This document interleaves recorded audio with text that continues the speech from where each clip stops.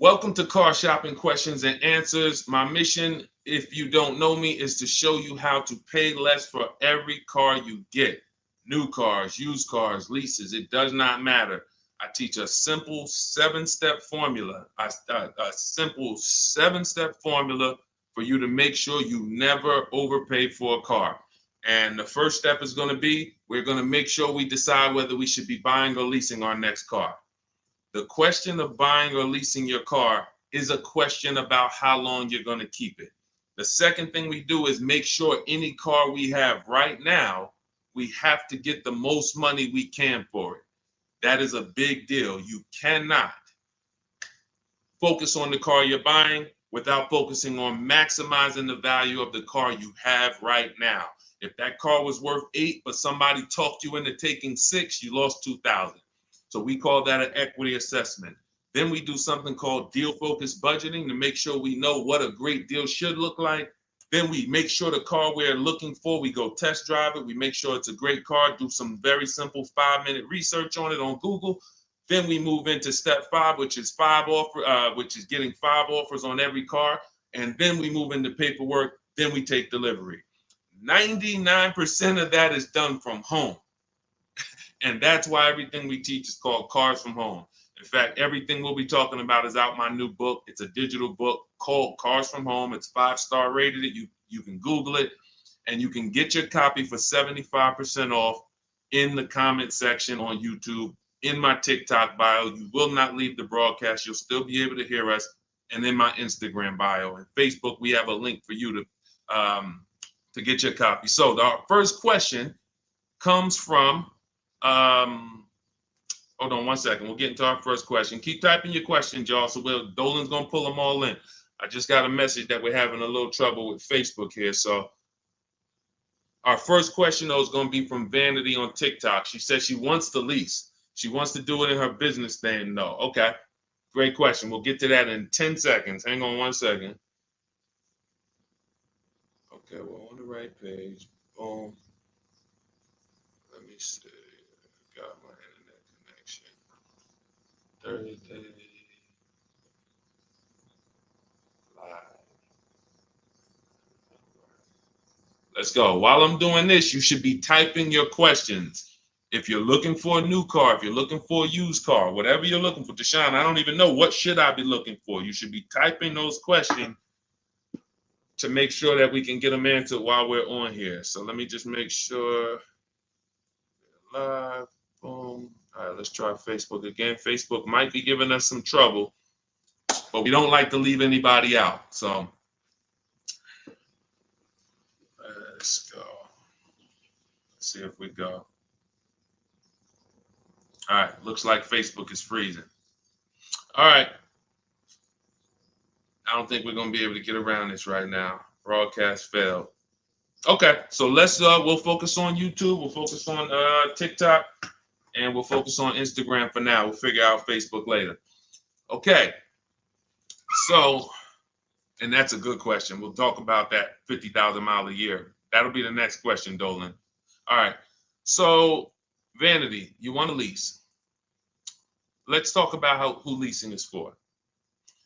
Matter of fact, no, you already know you want to lease. So let's focus on what you talked about, want to put it in your business name. So I used to work for Mercedes. Some of you may know that. I used to work for Mercedes for 5 years. I worked for General Motors for 5 years. That's where I started my career. And then I went to Mercedes. I worked there for 5 years. Now, we had a lot of people getting cars in their business name, realtors, people who use the car for business. And then you had commercial leases. Then you had people who did like big business. They were putting cars in their business name and they needed commercial financing. General contractors, electricians, things of that nature. Most people, that's not going to be you. You're like the realtor. You are using your car and you're trying to see, well, can I put it in an LLC? Now, here's the problem that you need to make sure this is not you. We've never seen a day where anyone can come on and make a video, and if that video scratches the people's ear, if it's like, oh, that sounds like something I want to hear, then it could do well, and it could be totally wrong. So we have people telling people you can put cars in your business name. but the car is not going to be used for business. And here's the problem. When the IRS comes to audit you, they're not going to be around. So what you need to make sure of is if you are putting your car in your business name, you're actually using it for business. If you go and you get a couple hundred or a couple $1,000s a year in write-offs because the car is in your business name, and then you're audited and they ask you, well, what do you do with the car? And you tell them, well, I deliver cakes to my customers. I have a home business, but I deliver. Okay, great. Okay, that passes the test. Talk to your accountant. Talk to your accountant about this because I'm not an accountant. But if you are a teacher and you're buying a car in your business name and you have this LLC that you haven't really kind of decided what your business plan is, but yet you're writing off mileage or writing off payments or maintenance on your car, you have nothing to prove when they come and audit you. And you're not going to be able to say, well, I saw people. So it's just going to be a bad look. It's going to be very bad for you. So let's prevent that by just making sure that if you're going to buy a car in your business name, you'll be using it for business. That's very simple. And if that's the case, then everything's easy. I didn't even know people were going to put the car in their business name until the deal was done. Most times, like, the realtors, the thing, people would just be like, okay, I'm going to put it in my LLC. Perfect. So what would happen is instead of a normal credit application, you do a business credit application and you be the personal guarantor. Now, some people may tell you, again, there's tons of videos out there. Oh, you can put a car in your business name. You don't have to guarantee it. I don't teach that stuff. I've dealt with people who had fleets of vehicles that could not get a car in their business name without personally guaranteeing it. They had 10, 15 cars. Now, after you get, they might have not known because there's people you don't need that much, but it's not just easy to do. Maybe there's one bank that does, but again, I don't teach that. So if somebody said to you, you can put your car in a business name, no problem, no signing, no personal liability, then I always say go learn from that person how to do that. What bank does it? What car can I buy to do that?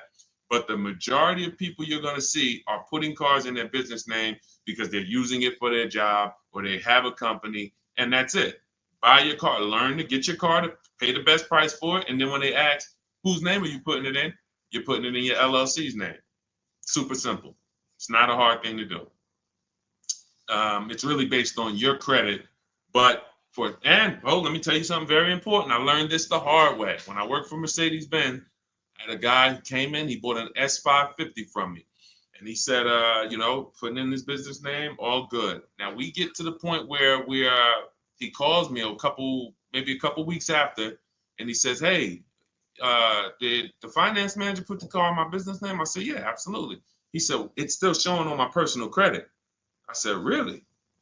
Because the whole point of putting the car in the business name is if you have two cars in the business name, the income from the business should be making sure that those $1,000 in car payments don't come off your debt to income. Don't come from your when you go and apply for new credit. If they see, wait, you got all these car payments, we're not giving you any more credit. That's the purpose, is they should not show because they're under the business. But there are certain banks, and in 2019, Mercedes-Benz Financial was one of them, who even if you put the car in your business name, they're showing it on your credit report. And again, that wasn't a happy day for me, but the finance manager didn't know either.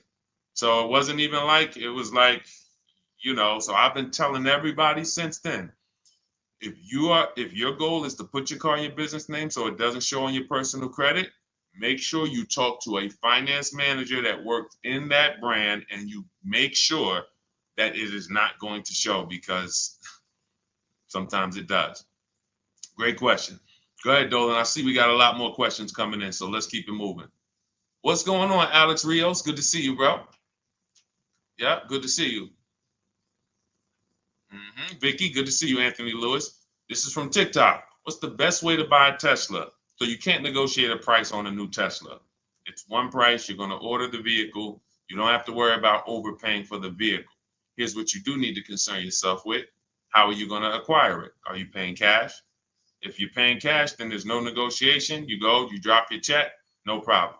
If you're leasing it, you need to make sure that you're not overpaying for the lease. We have something we could see. All right, let's get into the meat and potatoes of paying less than everyone and making sure we don't actually overpay for anything. We have something, the 1% lease rule has been around forever.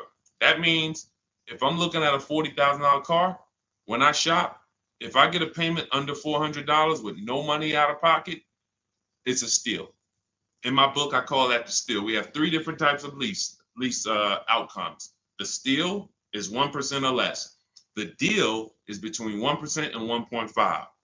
Time to chill is over 1.5.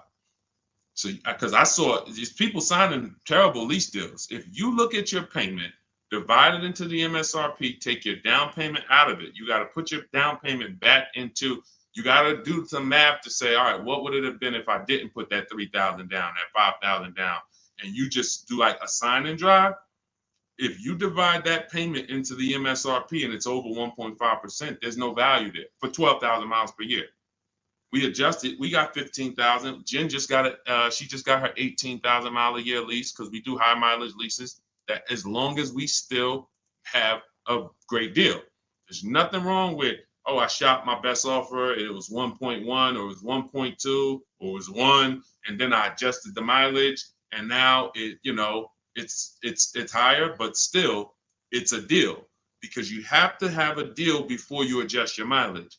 But if you do that and your payment's over 1.5%, there's no value in leasing that vehicle. You're paying too much money for a vehicle you're giving back. Say, what's up, Parth Patel? Good to see you. Same thing with 4-year leases. Add up all the payments. You'll see. I had to create these boundaries because people didn't know they're overpaying. People didn't know why. It's too much money for a vehicle you're not going to own. Leasing is a value play. It's okay, if I'm going to spend $400 a month, what's the most vehicle I can drive for $400 a month? Well, some people for $400 a month, they're driving a $30,000 vehicle. Some people for $400 a month, they're driving a $40,000 vehicle. Some people for $400, they're driving a $50,000 vehicle. There are people who, the better lease value you get, the more value you have. It's just, leasing is a value play. So when you add up all these payments, that's what you need. So that's what you need to concern yourself with if you're going to lease the Tesla. And if you're going to finance it, then you need to make sure that you are doing what we call the bank bidding war. I teach this in my book. If you want a copy of my book, you won't pay the $97 price. We have a book launch offer. It's 75% off. You can get your copy in the comment section on TikTok, on YouTube, or in my TikTok bios, or in my Instagram bio. It'll be in your inbox in literally 2 seconds. In fact, as soon as you pay, on that thank you page, you get 2 very important things. One is the link to open the book. I also email you a copy. And then I tell you, screenshot that page so that you can have the support email. I also have the support email for my team on the screen here on YouTube. This is only for book deliveries. Do not write us with questions. We have, this is how we help people. We have our boundaries of how we help people. I don't take questions from email. That is to make sure you get your book, just in case you type your email wrong. But in there, I teach something called the bank bidding war. So the bank bidding war is when we make banks and lenders compete for our loan. Rates are high right now. Even when rates are low, though, you should be making, you know how many banks and credit unions want to compete for your loan, but you're not giving them a chance? What's up, Jakara? You're not giving them a chance?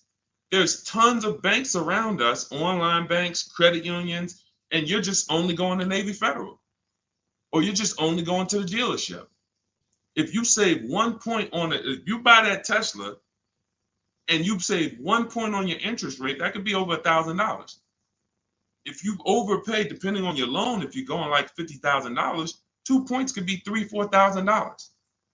So we take, in order for you to get a great deal, remember this, and then we'll pull up the next question. In order for you to get a great deal, I'm gonna make this very simple for you. You have to know that there are 3 transactions to every car deal. Not every, but if you have a car to replace, when you trade a car to a dealership, that's 1 transaction.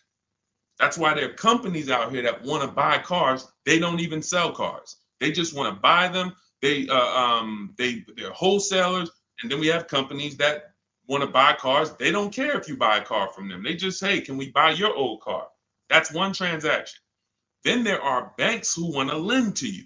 They don't sell cars. Hey, if we could just, can we just get in on your loan? Will you give us a chance to? That's another transaction. And then buying your car from someone, that's a third transaction. So in order for you, so when you say, all right, I need to make sure I guarantee I got the best deal, then you need to start doing what we do, which is understand there's 3 transactions and bid each one out. You can't negotiate your way to a great deal, but you can bid your way to a great deal. We get tons of bids when we're selling our cars. People who come, look at our car, looks great. They go to the accounting department, write a check. Here you go. Enjoy. Then we bid out our bank, our loan. Hey, and they allow you to do this. The dealers don't want you to know this. The banks don't even want you to know this. The banks really don't want you to know this. They allow you to bid out your loan. You can have 15, 20 lenders within a certain period of time. We do it. It takes us 2 days. Once you get your car, you can have multiple lenders access your credit and give you loan offers. Multiple lenders. That doesn't mean you go to dealership to dealership to dealership and let them all run your credit. That's not rate shopping.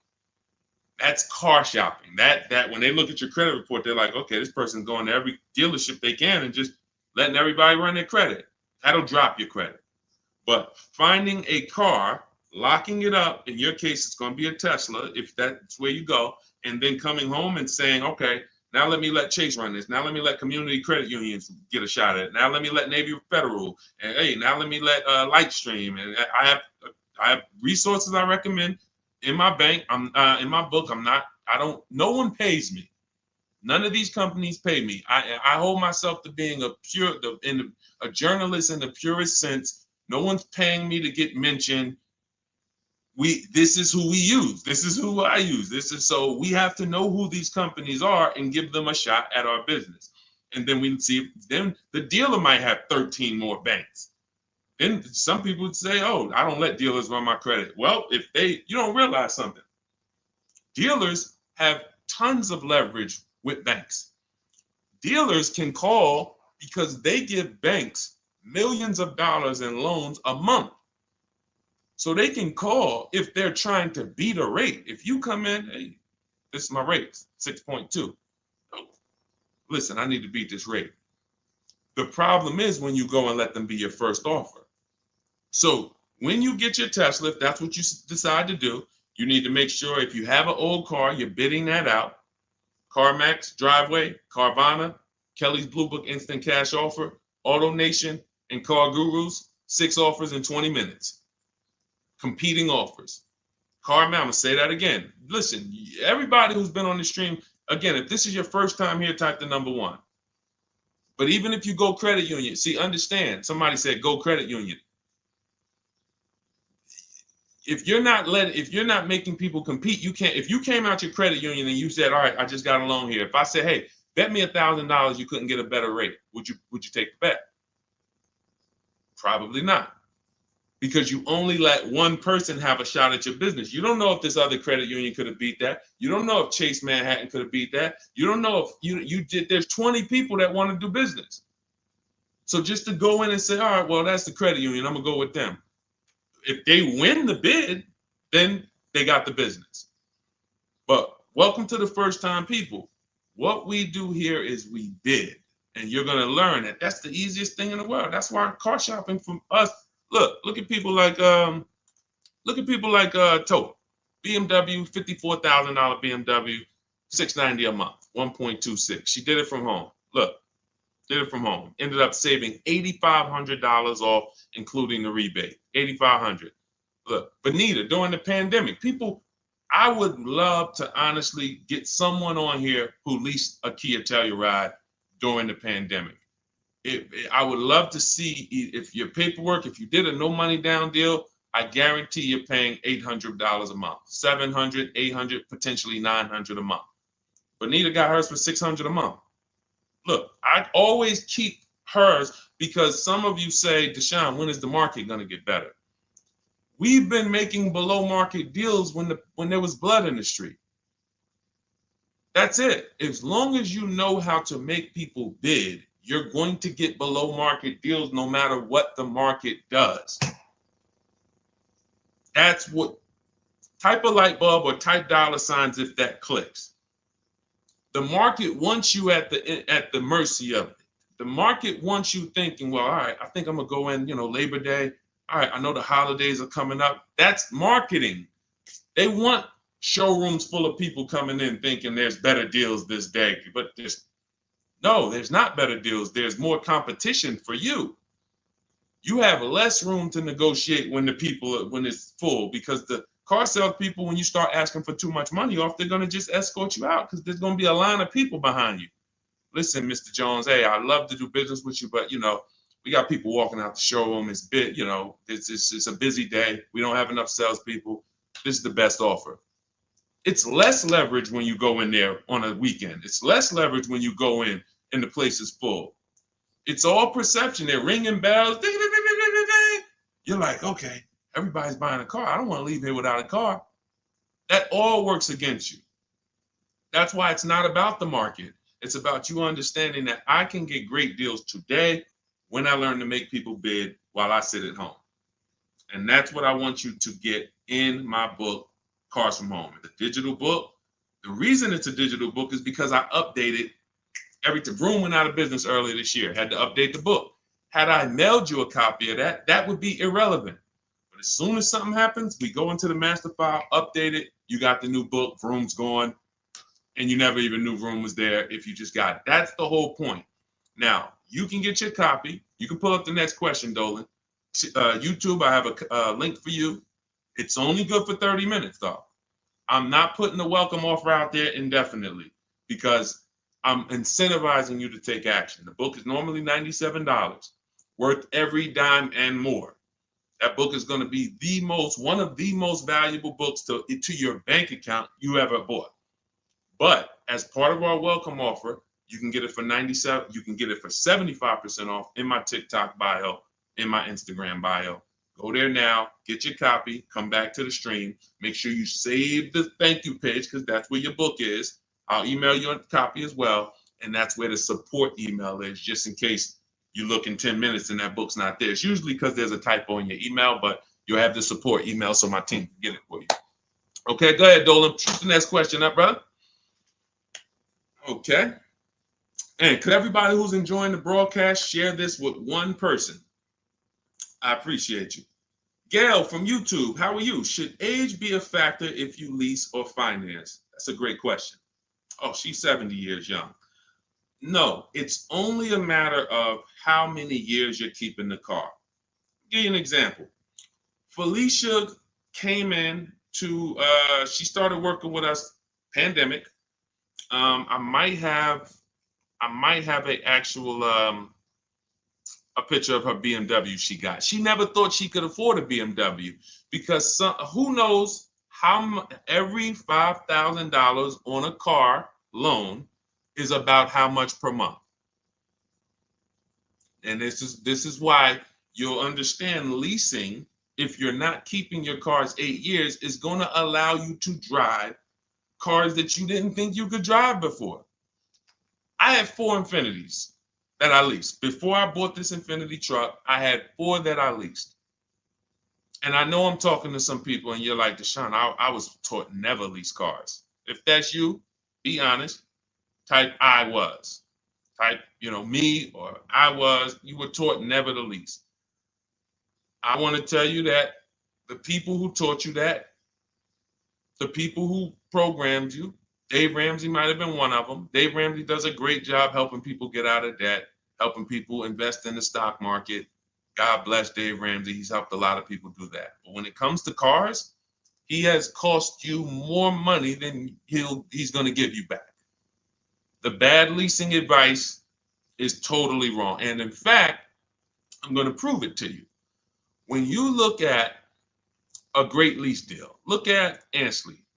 Ansley gets a 2024 QX60 Infinity $58,000 truck. He's paying $554 a month.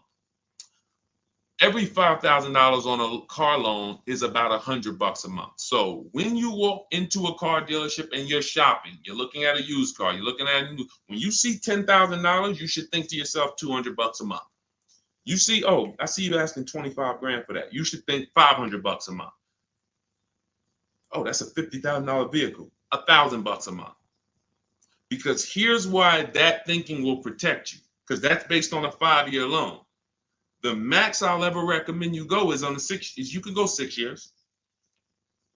But anything longer than that, now you're in the 40-year mortgage category. What do you mean 40-year mortgage? Who didn't know that there were 40-year mortgages available? I'll do you one better. Did you know there's 50-year mortgages available? Did you know that? Who right now would sign up for a 50-year mortgage? Anybody? We got a bunch of smart people on here. Anybody signing up for a 50-year mortgage? No?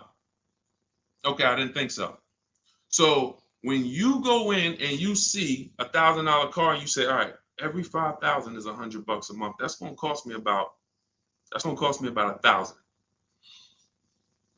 If you go in there like a lot of people do, and this is again, look, I gotta break the bad news to you. I know that some people like Deshone, I don't like bad news, and you're not gonna like what we do here. That's just it. But here's the thing: I don't leave you there. I give you the bad news to try to show you how much money you're losing, so that you can actually snap into it and get serious about this and start winning the way we win. If I just come to you and say, you're doing so good, your car deals are just so good, that used car you bought, man, you really paid a great price for it. You really got a quality car. You got a below market deal, but let me help you do better. You'd be like, no, I'm actually doing good. I have to come to you and let you know that if you don't know the new price of the used car you bought, you don't know how much it was when it was new. How do you know how much discount you saving? All of these things that is like bad news first, that's what we got to do. So when you say if you don't know that every 5,000 is $100 a month, here's what you do. You go into the dealership and you say, all right, you look at the same $50,000 car that should register at about 1,000, and you say something like this. Could you get that to like 700, something like that? Okay, how much money could you put down? I could probably put down like 10. Okay, even if you put down 10. Now that should, in your mind, if you went from that 50,000 to 40, you should be like, okay, well, even if I put 10 down, I'm still going to be around 800. But here's what they're going to do. They're going to put you into a loan that's so long, you're not going to even realize it. And I've had people come to me with cars and they're like, D, man, I think I'm ready to switch this car, man, but the dealer telling me I can't get out of it. I said, all right, how much you paying? All right, payment's not too bad. All right, you know how many years, how long is the loan? Oh man, I ain't even asked. Okay. You already telling me where we're going. This is gonna be bad. Man, you in a 96-month loan. You in an 84-month loan. That's what not having these things in mind becomes. So going back to Ashley here, if he walked in to get that same 2024 Infinity that he just leased for $554 a month with, look, first month's down, first month payment, he gave him $554, drove off in an almost $60,000 car. That would be $1,200 a month almost. $1,200 a month. I told you, 4 leases I had. Just Infinities. I had a G62 and then I had a Jeep Grand Cherokee as well. But 4 Infinity leases, these were $40,000 cars I was driving for under $400 a month. Cars that would normally cost, cars that people are out here paying $700, $800, $900 a month for. Because they believe the never lease a car lie. They believe, oh, leasing is renting. Okay, well, I'll be renting for 3 years and then I'm gonna go and switch it up, do something else, keep all this money in my household. You go ahead and do that. Oh man, the car broke down. Man, yeah, man, it's 5 years old. Now, oh, you don't have a warranty? Nah, the warranty just expired. All right, man, listen. You go ahead and do that. That's why I say to people who you believe they owe you money. Just learning about deal structure, you'll be like, that's why I tell you, you can't get a great deal if you should have leased what you bought. So, Gail, to answer your question, no, has nothing to do with age, has everything to do with you asking the first question in my book, the most important question, which is, how many years am I going to keep this next car? That's the question you ask yourself. If y'all are enjoying what you're seeing on TikTok, could y'all keep tapping the screen, run those likes up? Can we get those likes over 1,000, 2,000? Let's just run the likes up if you're enjoying what you're hearing. That's the issue. You always ask yourself, this is the question you ask yourself, all of you who are car shopping right now, how many years am I keeping the next vehicle? And if it's 8 or more, then you're going to shop for a below market purchase, new or used, depending on your budget. If it's less than 8, if you're like, I'm honest, man, I don't think I'm going to keep this thing 8 years. You should be shopping for a below market lease, and it's not even close. It's not even close.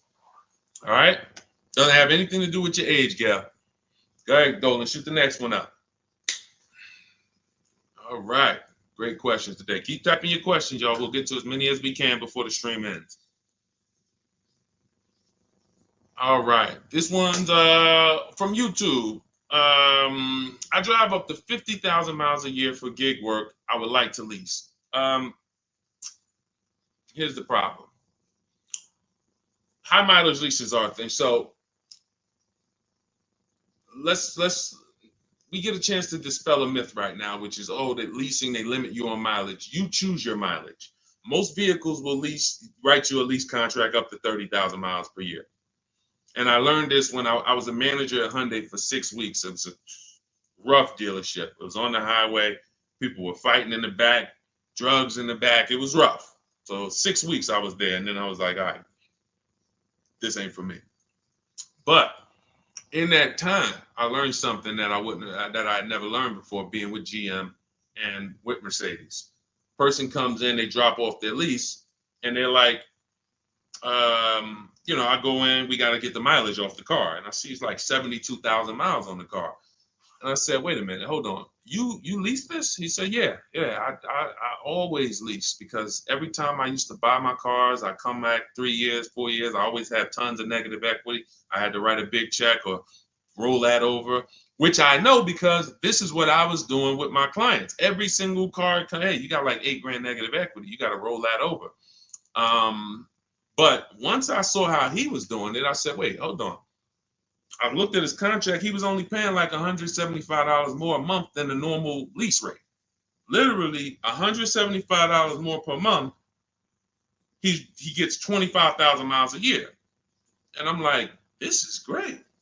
Because $175 per month more times 3 years is much less than if he brought that car back and had to write a $12,000 had $12,000 in negative equity, which a lot of you high mileage drivers continue to have. You have the worst negative equity more than anyone. Normal drivers who buy, but they should be leasing, they're going to have $5,000-10,000 in negative equity.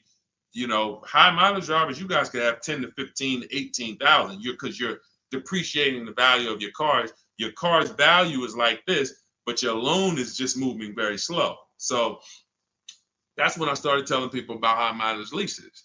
Now, I haven't, in your particular case, what I would probably recommend, I have 2 high mileage strategies in my book for short-term people. One is a high mileage lease. One is something I call two cars, one payment. 2 cars, one payment is I'm going to buy my first car, or you may own a car now, and you're going to pay that car off. So let's say I'm you and I'm putting 50,000 miles on the car. You should be, quite honestly, paying these cars off sooner than later. You shouldn't be taking 5- and 6-year loans like everyone else, because I would assume with you putting 50,000 miles a year on a vehicle, that vehicle is making you money. So what you're doing when you take a long loan is you're just pushing your losses to the back. Instead of taking a shorter loan, like a 3-year loan, max 4, and then saying, okay, I'm going to drive 50,000 miles per year, 200,000 miles, I'm coming in, I'm going to turn this vehicle, and I'm going to have it paid off, though. What you're doing is say, all right, I want a lower payment. Instead of a 4-year payment for, $650, $700, I'm going to take a 6-year payment for $400. So what you're doing, you think you're winning, but you're actually losing, because it's like that extra $250, $300 a month you're making is actually not profit. You're just you're pushing your losses to the back, because when you come back in 4 years and that vehicle has 200,000 miles on it, it's going to be worthless, but your loan is going to be like 17 grand still. You're going to owe so much more money, and you're like, wow, what do I do with this now? You have to roll it over. So the solution would be to take a shorter loan, take a shorter loan, and then turn the cars when you're ready to. They're paid off though. So it's a couple years old, it might be worth 5 grand, 7 grand. So now instead of you actually having negative equity, taking losses in the back end, pushing that loss to your next vehicle because you're rolling it over, you actually have an asset now, 5 grand, 6 grand, 8, that you can use towards your next car. But it's all about knowing I'm going to take less profit per month. I'm not going to take the most profit per month and think that I'm going to be able to do this. So now, if you say, if the 2 cars, 1 payment strategy is, you would actually pay off 1 car and then you lease a nice car. So you maybe lease, once my first car is paid off, it has 2, and that first car needs to be something that is known for going 300,000 miles. Literally, very, very important.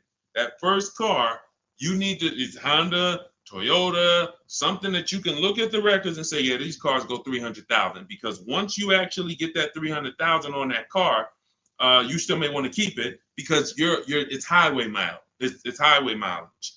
So I'm gonna have my car that I put my mileage on. I'll put maybe 25,000 on that Honda a year, or even 30,000, and then I'll have my lease that I lease for like 15,000 miles a year, or 20,000 miles a year. And then I got my nice car. I switch every 3 years, and I got my lease car. I got my mileage car to balance it out. That's 2 cars. You're always gonna have 1 payment. So that's really 2 strategies for you to consider: buying a car, taking out a short loan, switching the car every 4 years or so, and not leasing. Just literally run the miles up, make your money on it, come back, do it again. But do not buy these cars and put 5 and 6 and 7 year loans on them at all. That's what most people are doing, by the way. All right. Go ahead, Dolan. Great question. Great question. I love this stuff, man. I love this stuff. Kino, I see you. Armando Lara, if you're enjoying the stream, type $signs. If you're enjoying the stream, type $signs. $signs. I already know this stuff. I already know this stuff. I need you to know it. I need you paying, I need you confident in your deal. All right. TDA Tastemaker from Instagram. If I have a car in my possession, but I defaulted on my loan, but I still have the car, what's the best way to get my title? I don't know. You're not paying the loan, you defaulted on it, and you're trying to get the title. No way. There's no way. They're not going to release the title until it's paid off. Got to figure out a way to pay or sell. I don't even know. Can you sell it? Depends on where you are. How far behind are you? We can try to get out of that car, go into something less expensive. I would try to sell the car. I would go on CarMax, Driveway, Carvana, KBB Instant Cash Offer, AutoNation, like Car Gurus. Get my 6 offers, see if you can sell it. Go into something less expensive because that repo is going to follow you. So what's happening is this is baggage. This is why I need you to either fix your credit over the next couple years. You can follow Shonda Martin. Y'all know I recommend her all the time. She's just like me, but she does credit. She'll get on, tons of hours of information. She helped me, just little tips she helped me. I went like another 50 points on my credit score, just stuff I didn't understand because I don't study credit. You know what I mean? I'm not an expert in credit. Even though credit involved, think about that. Credit is a big part of what I teach. But I don't go into credit because that's its own subject. So Dave Ramsey would be like, hey, well, a lot of my people are buying cars. I guess I'll talk about that too. No, let the experts talk about that. You go find the experts and bring them to your people. So I always say, I don't talk credit, follow the experts. But when there's negative equity and bad credit affect your car deals. So the mission is, how do I make deals without negative equity? You got to know the cause. You should be leasing, but you keep buying. You should be shopping for below market leases, paying cents on the dollar, but you keep buying. Second cause, the second thing affects your deal is bad credit. So we got to make sure that we are working on our credit, and until your credit is fixed, you should be driving something inexpensive. Get the least expensive car you could afford. I mean, that'll Facebook Marketplace, drop $2,000, $3,000, $4,000. Find someone who's an owner. You want to find someone. I picked up a car because I work from home. We have another car. We got the Infinity truck. I picked up a car from a grandfather. He was 98 years old, and he owned it for 10 years, and it had 70,000 miles on it. It was an '08. I said, listen, how much? He said, $3,700. I said, all right, let's go. It's a great deal, and it's just my point A to point B car. Why do I need a car that I'm going to tie up a bunch of money in to go? I drive that car 1,000. If I drive that car 100 miles a month, 200 miles a month, that's a lot. You have to know, and I call this in my book, the SMART strategy. It's called saving money at the right time.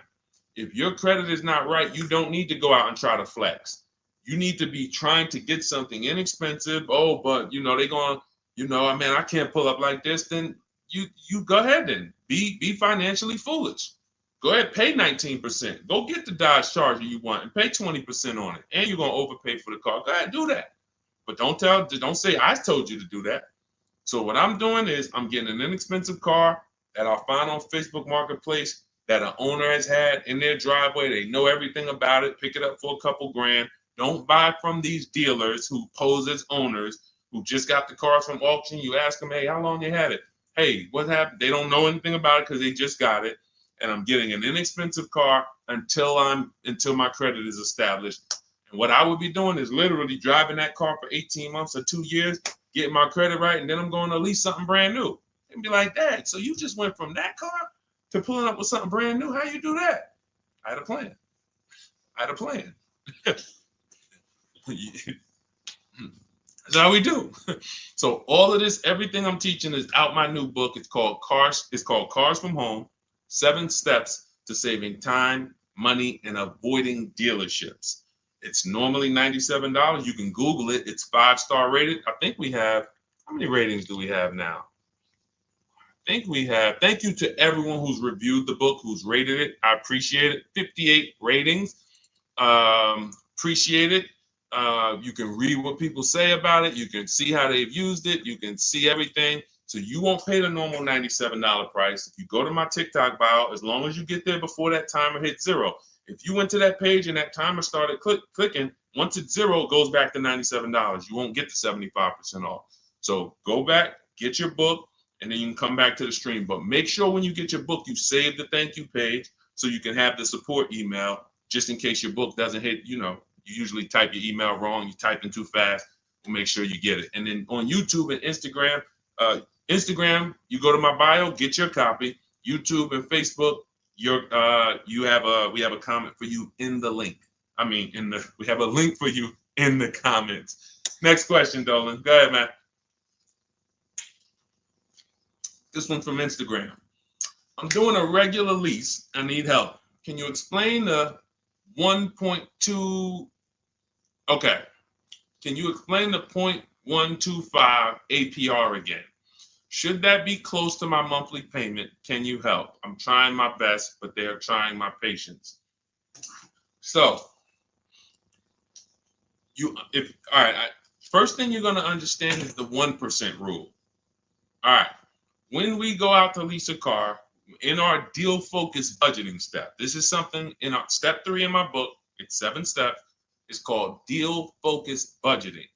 That means we are budgeting for what a deal should be, not for what we could spend. So if we're looking at a car that's $40,000 and we're like, okay, I'm going to shop for that car. When we're basing everything on the 1% rule, which is 1%, a 1% payment is 0.01, 0.01, $400. So you take the MSRP, $40,000 times 0.01, $400. That's the 1% lease deal. Anything lower than that, now you don't get these deals by negotiating. We get multiple offers. Some people are like, Deshone, I can't get no deals like that. Well, we got tons of them. If y'all want me to show them to y'all, we got tons of them. But anyway, that's a steal. That's not a deal. I call that a steal. Anything less than this, you stole a vehicle. Now, the 1.5% rule, which is 40,000 times 0.015, that's the max. That's the max. We're not going higher than that because once you add that up for 3 years, 36 months, 21,600, that's right around the cap of where we're gonna, because you got 40,000 plus taxes and everything like that. So call it around 43, 45. You want to pay no more than like 21.6 over 3 years. That's the cap. And if that's the best offer, it could be the lease program. They don't have much support. They got a high money factor. They got not much rebates, high demand, whatever it may be. But once we get 5 offers, if it's over 1.5%, we don't get those cars. So now what this person's asking about is that middle point, which is 0.0125. So we take the 40,000, we say 0.0125, that's going to be 500.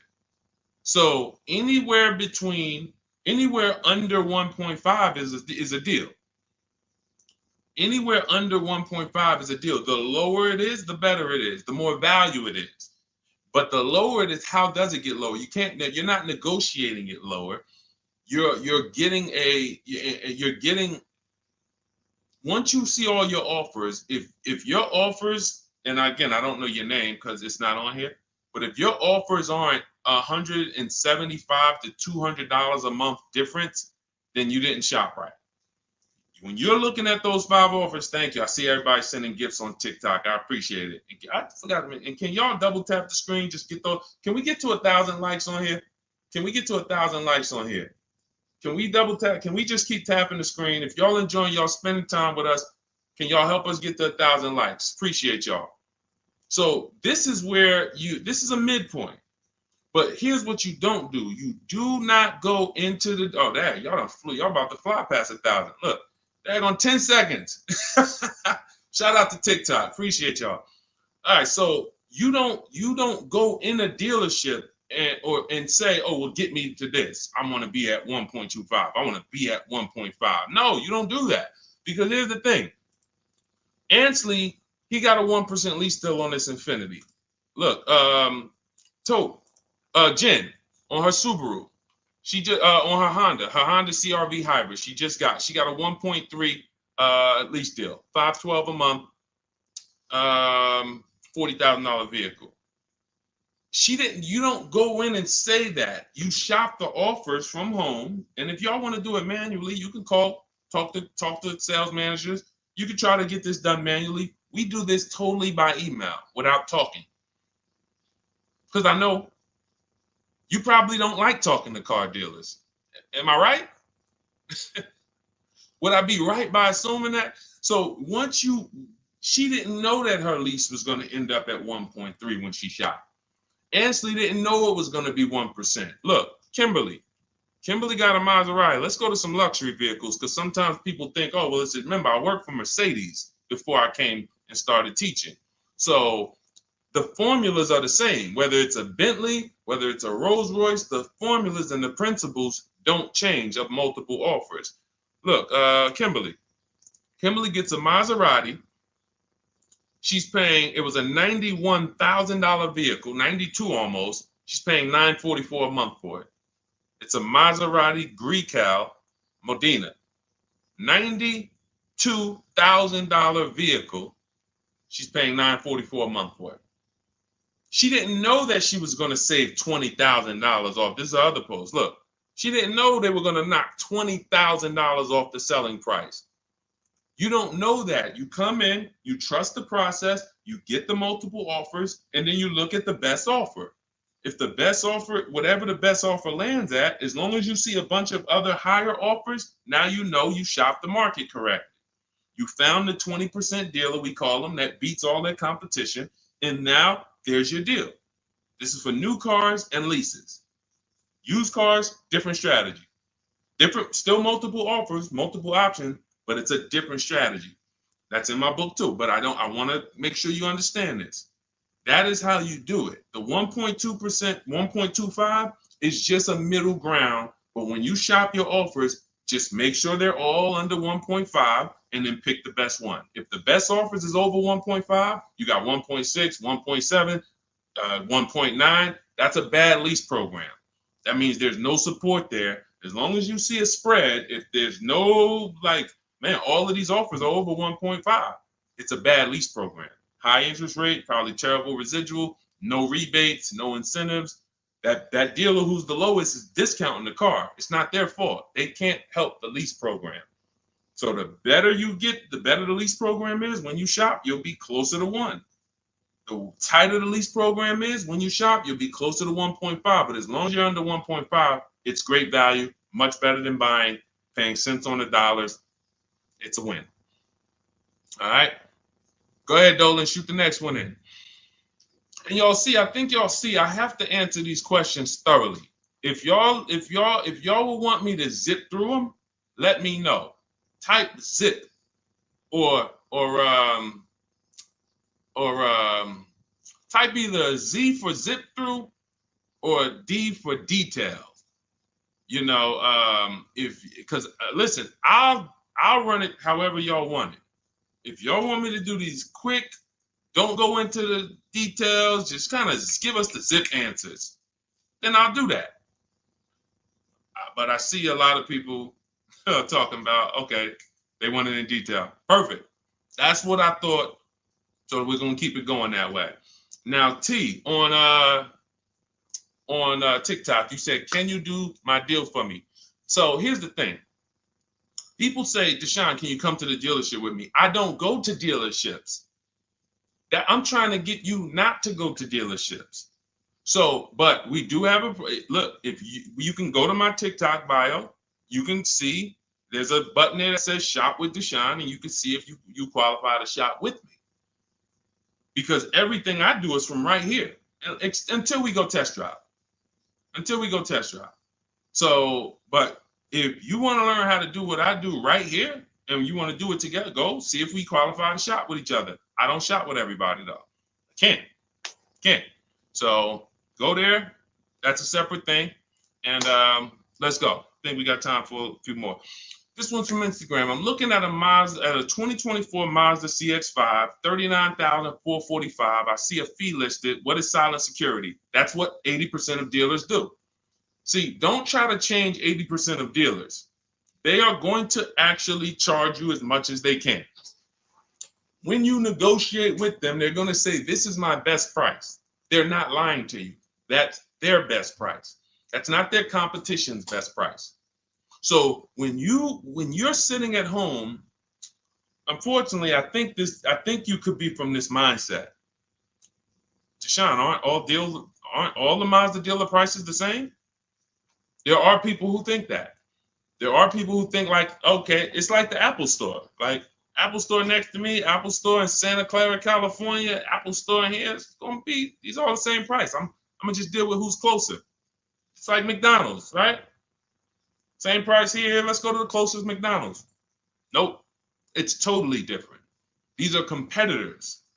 These are competitors, individually owned franchises. They compete against each other and they try to beat each other, which is why when you get to a dealership, what don't they want you doing? I want to give y'all some time to type this in.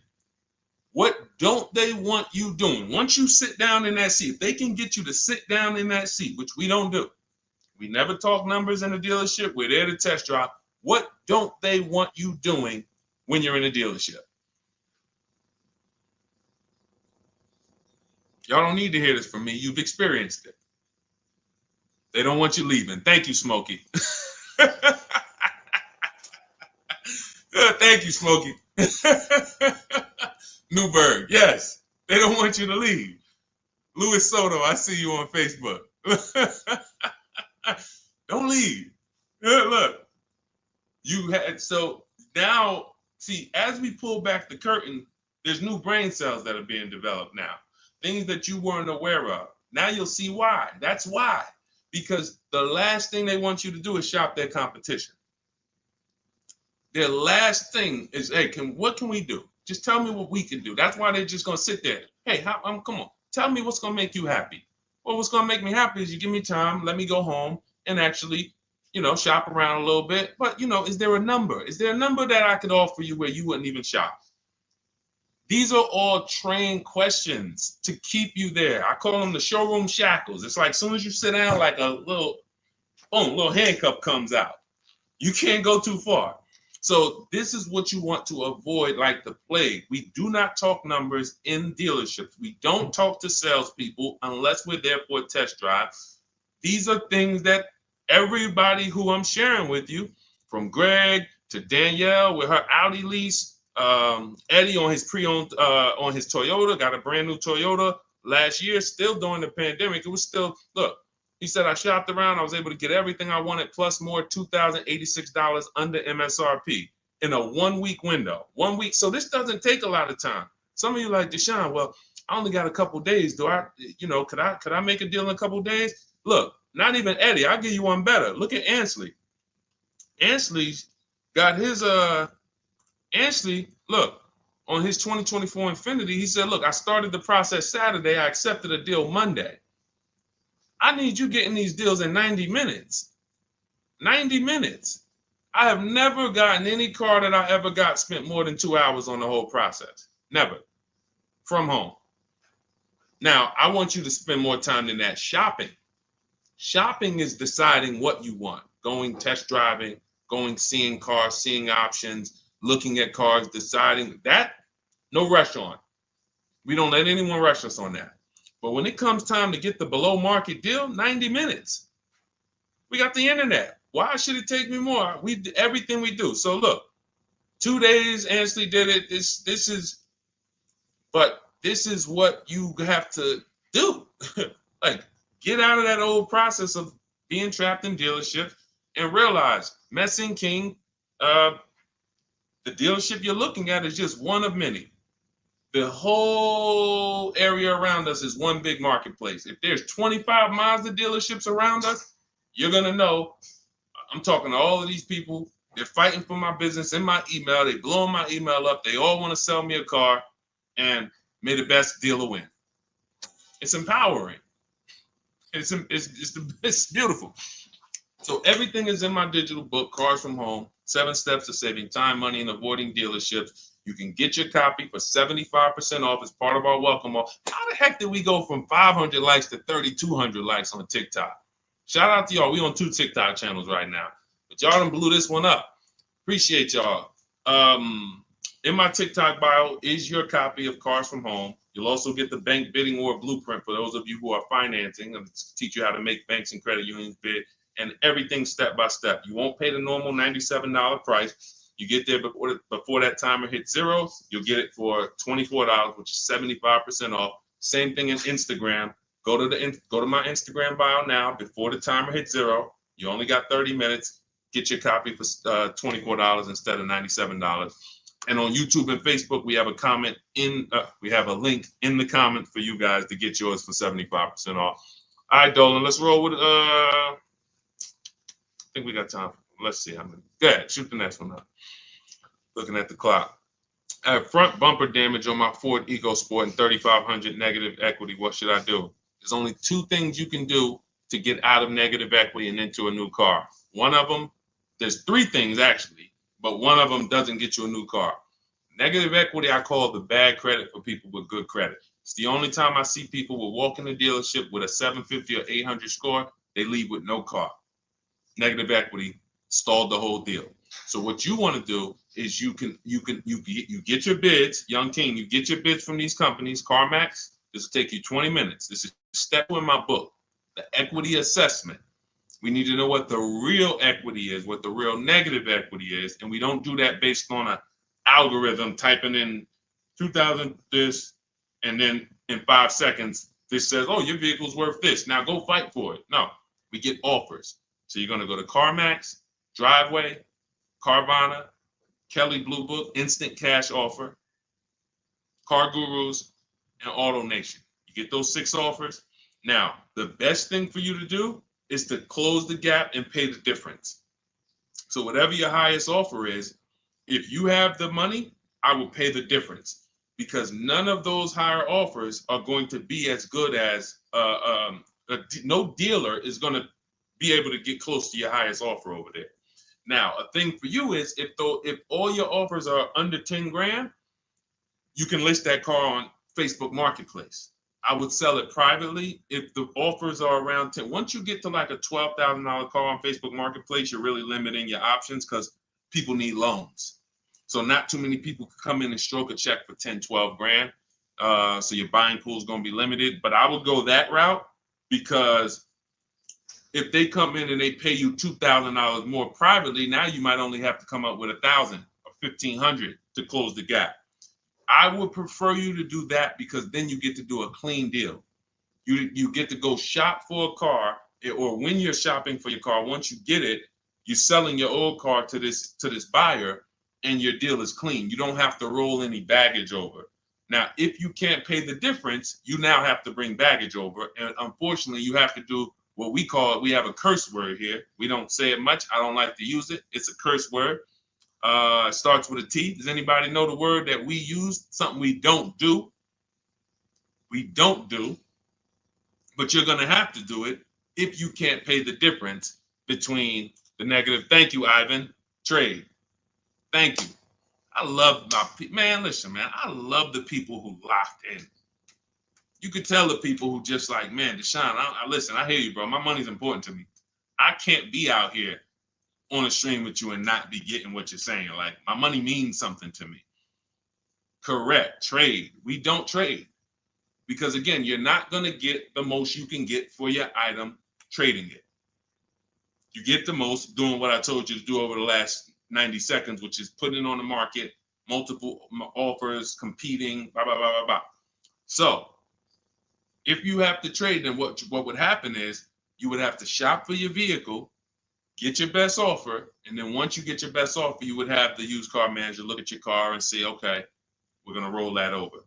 So, you know, if your best offer over here would have resulted in $3,500 in negative equity, when you get your best deal here, they're going to now, it's probably going to be $5 grand in negative equity, because they can't pay those prices that Carvana and Driveway and Auto Nation, they can't compete with that. So now here's what you also could do, which I hope you don't do. You can go into a dealership and just say, hey, can you trade me out of that into a new car? I want to lease or I want to buy something.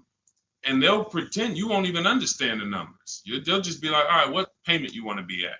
You won't understand how much negative equity you have. You won't even understand that. Yo, dad, y'all, how I end up with 6,000 negative equity from y'all? Oh, because you just let them merge the deal. You gave them 2 chances. So what we do is we shop for our new car, get our bids, or if we're looking at a used car, we use my multiple marketplace strategy in my book. We get our deal. We find our best used car. Once we lock it up, now we already know those prices. We know what our all-in price looks like, because whenever we get a price, we get it all in, taxes, everything in. And now it's like, all right, can you tell me how much you would pay me for my car? So now it's like, oh, okay.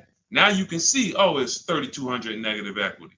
You need to see the numbers. You don't need to. I want you to see them so that no one can be pulling the wool over your eyes when it should have been 3,200 in negative equity, but they're going to turn it into 6 because you just came in and said, all right, y'all get me into a car. Just make the payment nice. So we always separate our transactions and bid them out, even if we have negative equity. That's not going to change. But in your particular case, if you have too much negative equity, you can't pay the difference. You lose the ability to bid out your car, which is a major part of what we do. We bid out our car so we can maximize that. If you can't pay the difference, you now have to trade, and one step of the bidding process you can't do, which is why I say stay out of negative equity. You should be going into a lease. It's no way. Only people who should be going from negative equity to another finance is if you had an emergency.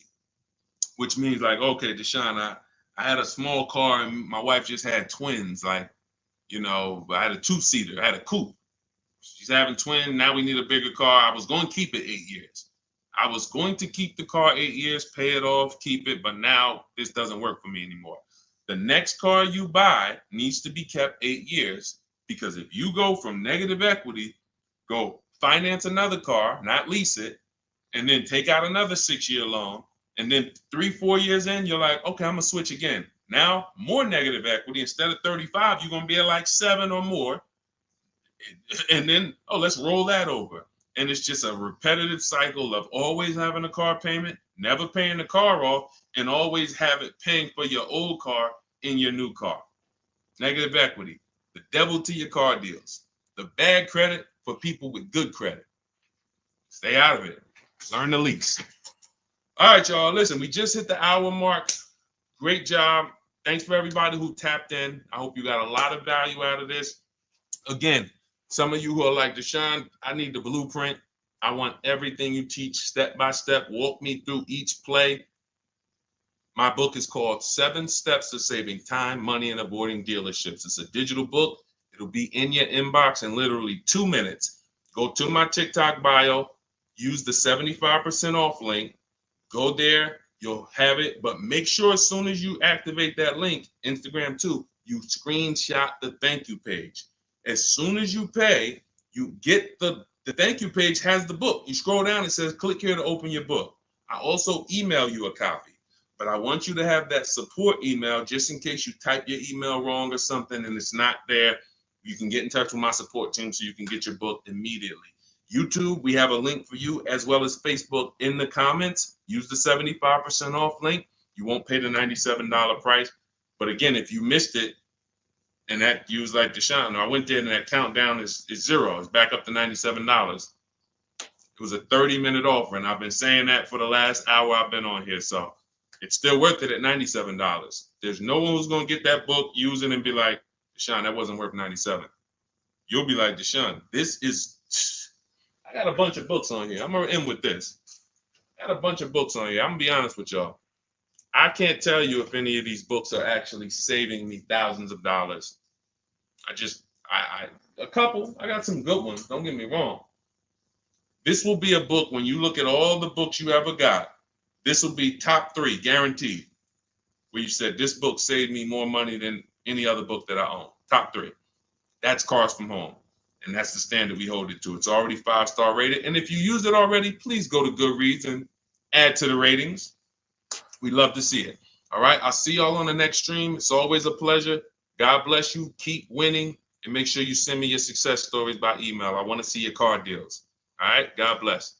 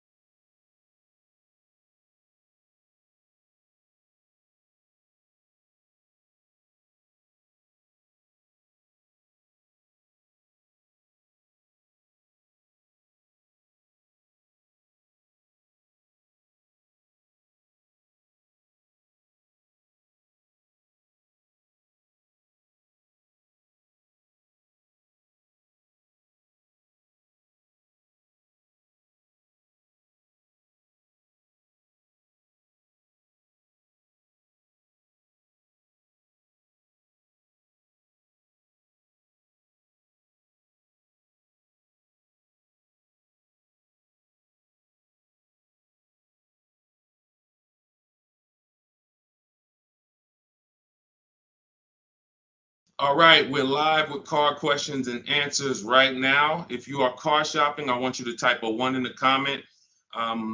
Right now, everyone's overpaying for cars. It is absolutely, it's crazy what I'm seeing right now. And as someone who spent 14 years in the car business, I cannot believe that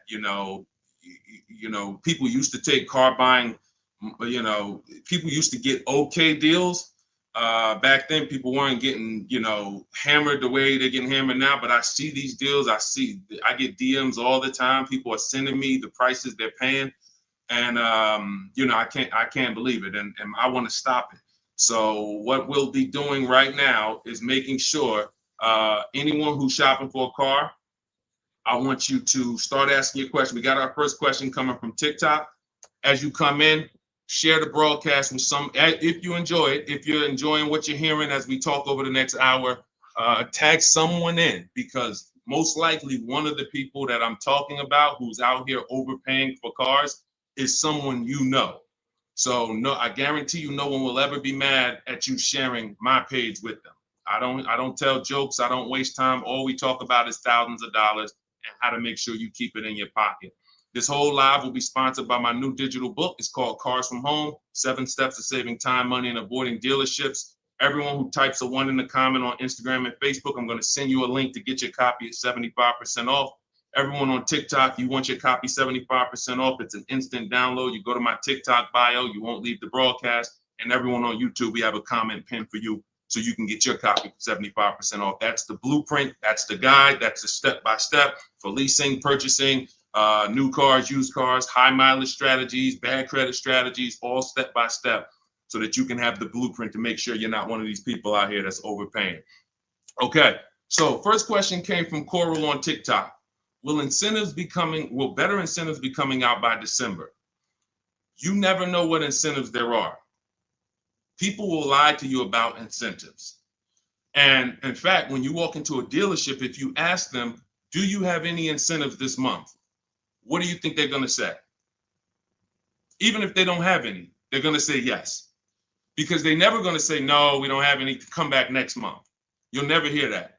So how do we know what the real incentives are? And just so I can be clear, because I want to talk in a way for the most, even if we got high schoolers on here coming out of high school and want their first car, I want to talk in a way you can understand this. In fact, you might get this more than some of the adults who've been programmed a little harder because, you know, they've been doing the same thing for years. Incentives or rebates and low interest rates and anything the manufacturer puts on a car to help it sell more. So it could be a military rebate. It could be a conquest rebate. Conquest rebate is a rebate for a competitor's car you own. So if you're buying a Lincoln and you have a Jaguar, they might have a conquest rebate, a loyalty rebate, dealer cash, which is not a rebate. It's just literally cash that the dealers get to make deals with. It might be $1,000, $3,000 dealer cash. Federal rebates, we're seeing a lot of that with electric vehicles. There's no obligation for them to tell you about any of this stuff. If you go in there and you get a car and you didn't know any of this stuff existed, it's buyer beware. You lost. You don't get to sue anybody and say, wait, guys, I found out you guys had $7,000 in rebates you didn't tell me about. That's why it's our job to make sure we are getting the actual rebates. And how do we get it? We must shop multiple offers. Any car, and right now I'm talking to people. This is a new car and used. Some of the questions that we're going to get are going to be for new cars, leases. Some of them are going to be for used cars. This is a new car question. This is a lease question.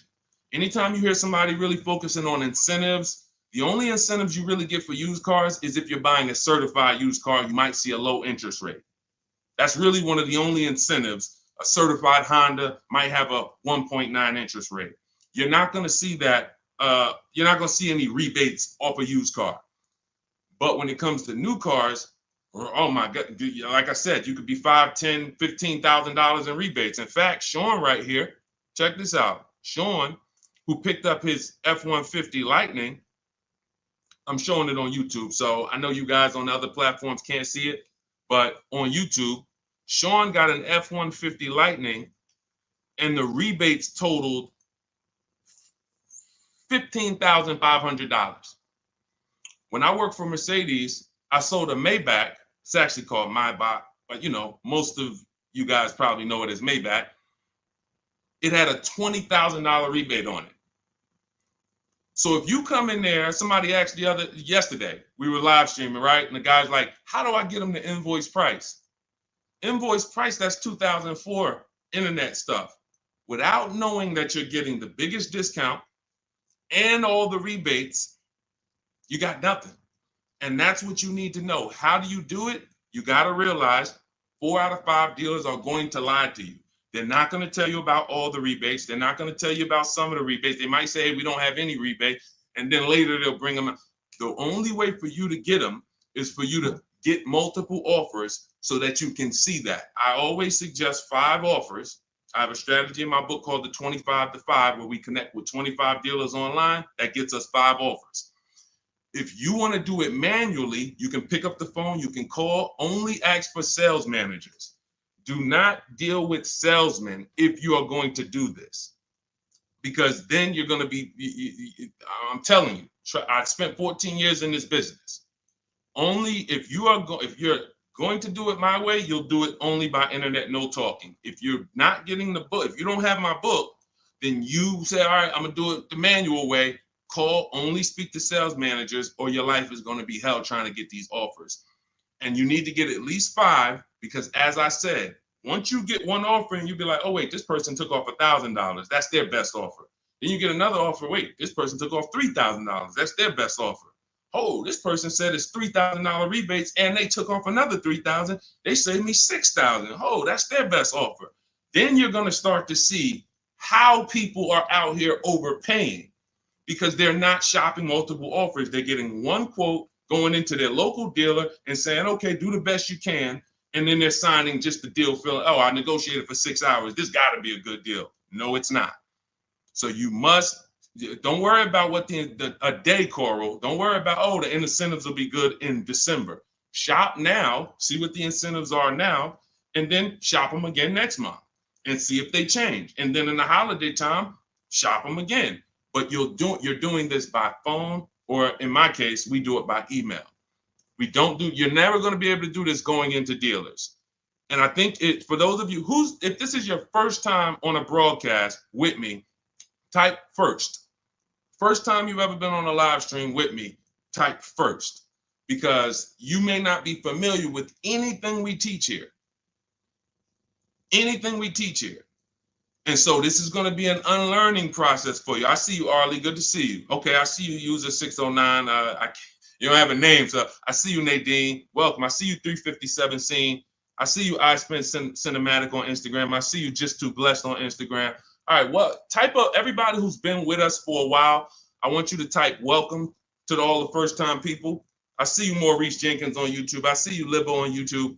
Everybody who's been here before, you kind of know a little bit about the foundation, or you've been mastered this. Maybe you got cars using what we teach. Type a welcome to the first-time people, so we can let them know, welcome to the new way.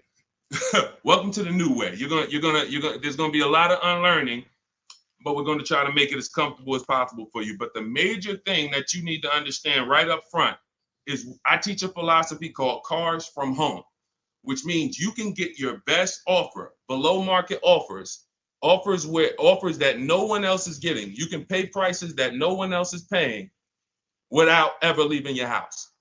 And in fact, the only way for you to guarantee that is to make deals from home, because this is where you're in control. This is where you can't let your emotions get out of control and make a bad decision.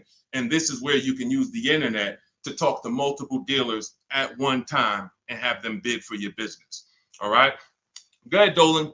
Everybody type your questions. We'll continue to get to them. Coral, I think you kind of got the premise of what we're, what you need to focus on first, which is, unlearning the waiting for incentives and shopping wide, talking to multiple dealers, and actually monitoring the incentives from month to month yourself. Okay, what's up, D? This is Maurice from YouTube. What's up, D? I want a pickup truck. I like the Chevy Silverado. Okay, I know you said not to lease a vehicle you like. Okay. When did I say that? I know you said not to lease a vehicle you like. So I'm getting confused on financing and leasing. Okay. Okay, let me be clear. I never said don't lease a vehicle you like. I know you hear a lot of stuff from me, and that could be you might have gotten confused somewhere. It's all good. Here's how who's ready to finally put the leasing versus buying to bed forever.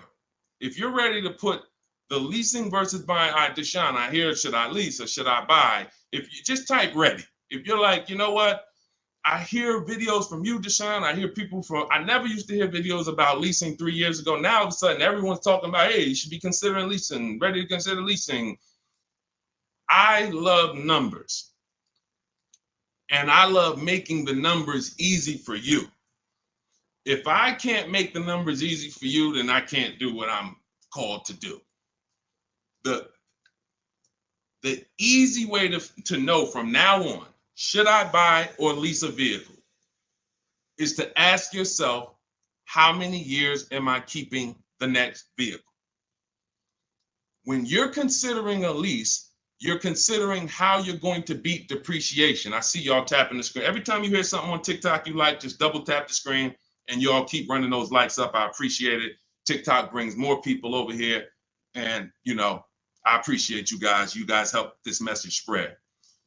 You need to ask yourself, this is the first question. In my book, some of you have it, my digital book, Cars from Home. The first question before anything, before what car I want, is how many years am I keeping the next car? Because when you are getting a depreciating asset, you have to look at it like this. Every time you buy a car, I want y'all to think about this. What is this, Deshone? This is depreciation. If you buy a car today for $40,000, how much is that car worth in how much is that car worth in 5 years? Throw some numbers out there. You buy a car today for $40,000 in 5 years, average miles, how much is that car worth?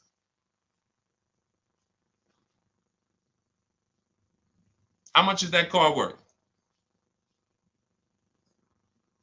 Throw some numbers. 22. That's a good estimate. That's a good estimate. 357 said 4,000. You're not losing that much unless you just bought trash. Now, there is something coming to electric car owners soon, and we'll talk about that. Remind me to talk about the huge warning I have for electric car owners before we end it. 20,000. Now, check this out.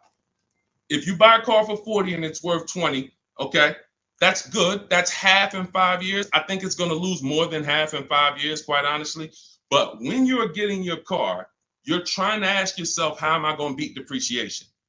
How am I going to prevent having something that I tie up money in for 5 years and that money is just losing value every time? Now, the way you beat depreciation is to keep the car a long time. Who has a car outside right now that they've had it more than 8 years? Type me. You know, if you have that car more than 10 years or 8 years, 10 years, you're not worried about what it's worth. It's going to be worth the same next year, about the same next year as it is today. That means you beat the depreciation. That means your depreciation is no longer like this. It looks like this.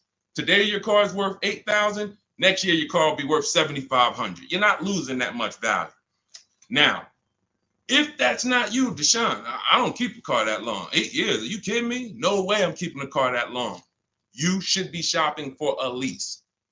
Because when you get a below market lease, let me show you what a below market lease looks like and why there's no comparison to a below market lease versus a person who's buying. I'll take a random deal. Let's take Rosalie's deal. Rosalie she just got an Infiniti. I'm showing it on YouTube. Y'all can't see it, but I'll spell it out for you. She just got a $60,000 Infiniti truck.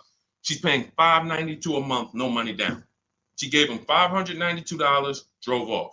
Now, she got that price by getting multiple offers like I teach. You're not going to walk into a dealer and get that price. She contacted dealers online, had multiple dealers submit offers.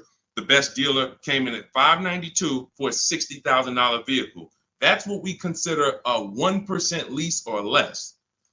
Major value is the 1% lease rule has been around for a long time. $592 a month for a $60,000 vehicle.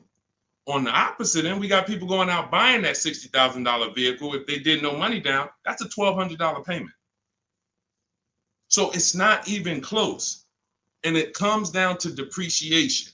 All you have to ask yourself is, am I going to shop for a car that I'm keeping more than 8 years? If so, I'm purchasing. Don't think about leasing. It's not even important. Don't even think. People say, Deshone, you think everyone should lease? Absolutely not. If you're somebody who has the discipline and values to keep a car 8+ years, you should not be leasing. You should be shopping for a below market purchase, new or used. But if you're not keeping a car 8 years, you are spending thousands of dollars more than a person who's getting great lease deals. It's not even close, thousands more every year. And they're driving better cars than you. So Maurice, the only question you need to know about leasing is, are you going to keep this Chevy Silverado 8 years or longer, or less than 8 years? If less than 8 years, you shop for a lease, brother. Okay? Go ahead, Dolan. Next question. That's the formula, guys. That is the first question you ask yourself. The buying versus leasing question. How am I going to beat depreciation? Nothing more important than that. Got to put your deal on the right foundation. Okay, this is 777 from TikTok. They repoed my car. Do I still have to pay for the remaining balance? Well, that's a credit situation. When they repo your car, it's going to end up on your credit, and until you settle that balance, it's going to be there as a repo, and it's going to hurt your credit more. So at some point, you're going to have to deal with that. It's not going anywhere. So what a lot of people, and I would tell you, everyone who's having credit issues, you should be following Shonda Martin, Road to 750 Plus on Instagram, on TikTok. She's on every platform, and she teaches. She's basically the me of credit. All she does live Q&As. She can, go rapid fire Q&A. And when someone can sit on a live and answer questions on the fly, like random questions, that's when you know they're an expert in their subject. And I've seen her do that dozens of times. So you should be following her to see how to deal with that repo in the best way. But for sure, it's not going anywhere until you handle it. Go ahead, Dolan. Next question. All right. This is called RAV4 EXL Premium versus CRV EXL. Which is better to negotiate discount with at a dealership? There's no way to know that. I know you want an easy way to see, which is going to give me the best discount. That's just not how it works. You have to shop the offers, and you have to see what the best offer is. If I'm shopping for a Honda, if I wanted a RAV4 EXL right now, I'm contacting dealers. I'm letting them know what I want. I'm reaching out to multiple dealers. I do it online. If you want to do it online, you can type the number 1 on Instagram or Facebook. I'll send you the discount link for my digital book, Cars from Home. You can use my scripts. All my email scripts, all my templates are in there, and you'll have the blueprint step by step. You can get your copy for 75% off in my TikTok bio or in the YouTube comments. If I was doing it manually, I'm calling and I'm getting multiple offers for this RAV4 EXL from multiple Toyota dealerships. And then I'll see, okay, the best Toyota dealer said they'll take off $4,000 from me. Okay, all right, cool. All right, now let me get the Honda deals done. So it's you don't know what it's going to be. Like give you an idea. This person, Kimberly here on her Maserati, she got a Maserati. She saved $20,000 off the price. I got the comment here. I got her post here that she posted with the details of her deal. $20,000 she saved on the price. She didn't know that she was going to save $20,000 on the Maserati. There's no way to know. You have to shop the offers, and this is why you can't feel for the bottom. You can't hope, I think we're at the bottom. I think this looks like it's good. No, you don't know that. You don't know how. You don't know. You just don't know. I know you're looking for an easy way to do it where you press a button, and it tells you this dealer here, this Honda dealer in Madison, New Jersey, is going to sell the Honda at the lowest price and give all the rebates. That'd be cool. It's not going to happen because no one dealer is going to always be the best anyway, or they'll be out of business. If you beat your competition every single time on every car, you're not making any money. You'll be out of business. So at the particular time you want to shop, the mission is to find the dealer who is going to sell you the car at the lowest price, because every one of them is different. So that's what I would do. And if you use my way, you do it quick. When you're using online tools, you can do it quick. Look, Ansley got a car. He said right here, he got his what did Ansley get? He got an Infinity truck. He got a 2024 QX. He said, I started the process Saturday. I accepted a deal Monday. Got the car delivered on Thursday. One weekend. Started the process connecting with dealers on Saturday. Had offers coming in, accepted an offer on Monday. He got a 1% lease deal, $554 a month on a $58,000 vehicle. You can do this on new cars. You can do this on used cars. You have the internet as at your disposal. You just don't know how to use it. And you have people you have two departments in car dealers. You have what I call the sales floor. That's who I used to work with, the sales floor. Then you have the internet sales department. The internet sales department is to try not to give you a price and to make people who are trying to shop online get frustrated so they eventually come in. That's the goal of the internet department. And you have to know that the reason why it's hard for you to get quotes online is because you don't know what to give a dealer to get quotes. You don't know. You got to give them your zip code so they can work the tax. You don't know. They need to know what vehicles are in your household. You're getting defensive. Hey, why are they asking me for this? Well, it's because they need this stuff. That's why in my templates, I give you this stuff. They need to know what cars are in your household. They need to know when your deadline is. They need to know what your zip code is. They need to know what credit they should assume. These are the things this is why, Deshone, I tried shopping online, but it was so hard. I know, because you don't know how to do it. And if you admit you don't know how to do it, then we can help. But without unlearning, without saying, you know what, I need to unlearn this stuff that I was taught, you're just going to keep repeating that. So that's why I'm bringing you this and showing you people who are just like you. You have to shop the offers. And once you do that and you learn how to do it in 90 minutes, you'll be like, oh, I can shop any offer I want. Any car I want, I can find out what the best offers are in 90 minutes. But we got to get you there. Go ahead, Dolan. Shoot the next one up, bro. Unique Devo on Instagram. Car payoff 1 year. Should I trade it? 2015 still running. Well, it sounds to me like you want a new car. Look, the cost of replacement is expensive. If you're considering replacing your car, I always say it's always cheaper to keep it. It's always cheaper to keep it. If you can put, do you have a local mechanic? You should. Everyone who has a car, especially an older car, you should have a local mechanic. Why? Because a local mechanic is going to save you 50% off of what a dealership is going to go through. There's some people who religiously go to dealerships every time something on their car goes wrong or breaks. They go to the dealership. Even with engines. Yeah, Deshone, I put a new engine in and paid $10,000. Listen, local mechanics will actually save. They're worth their weight in gold. And so if I can keep my car running, that's what you want to consider. Now, you still owe money on this car. So you shouldn't be buying cars. You should be leasing cars. Because anyone who is replacing their cars while they still have a payoff should be leasing. That's a clear indicator. There's many indicators. I gave you one. If I'm not keeping the car 8 years, I should be shopping for a lease.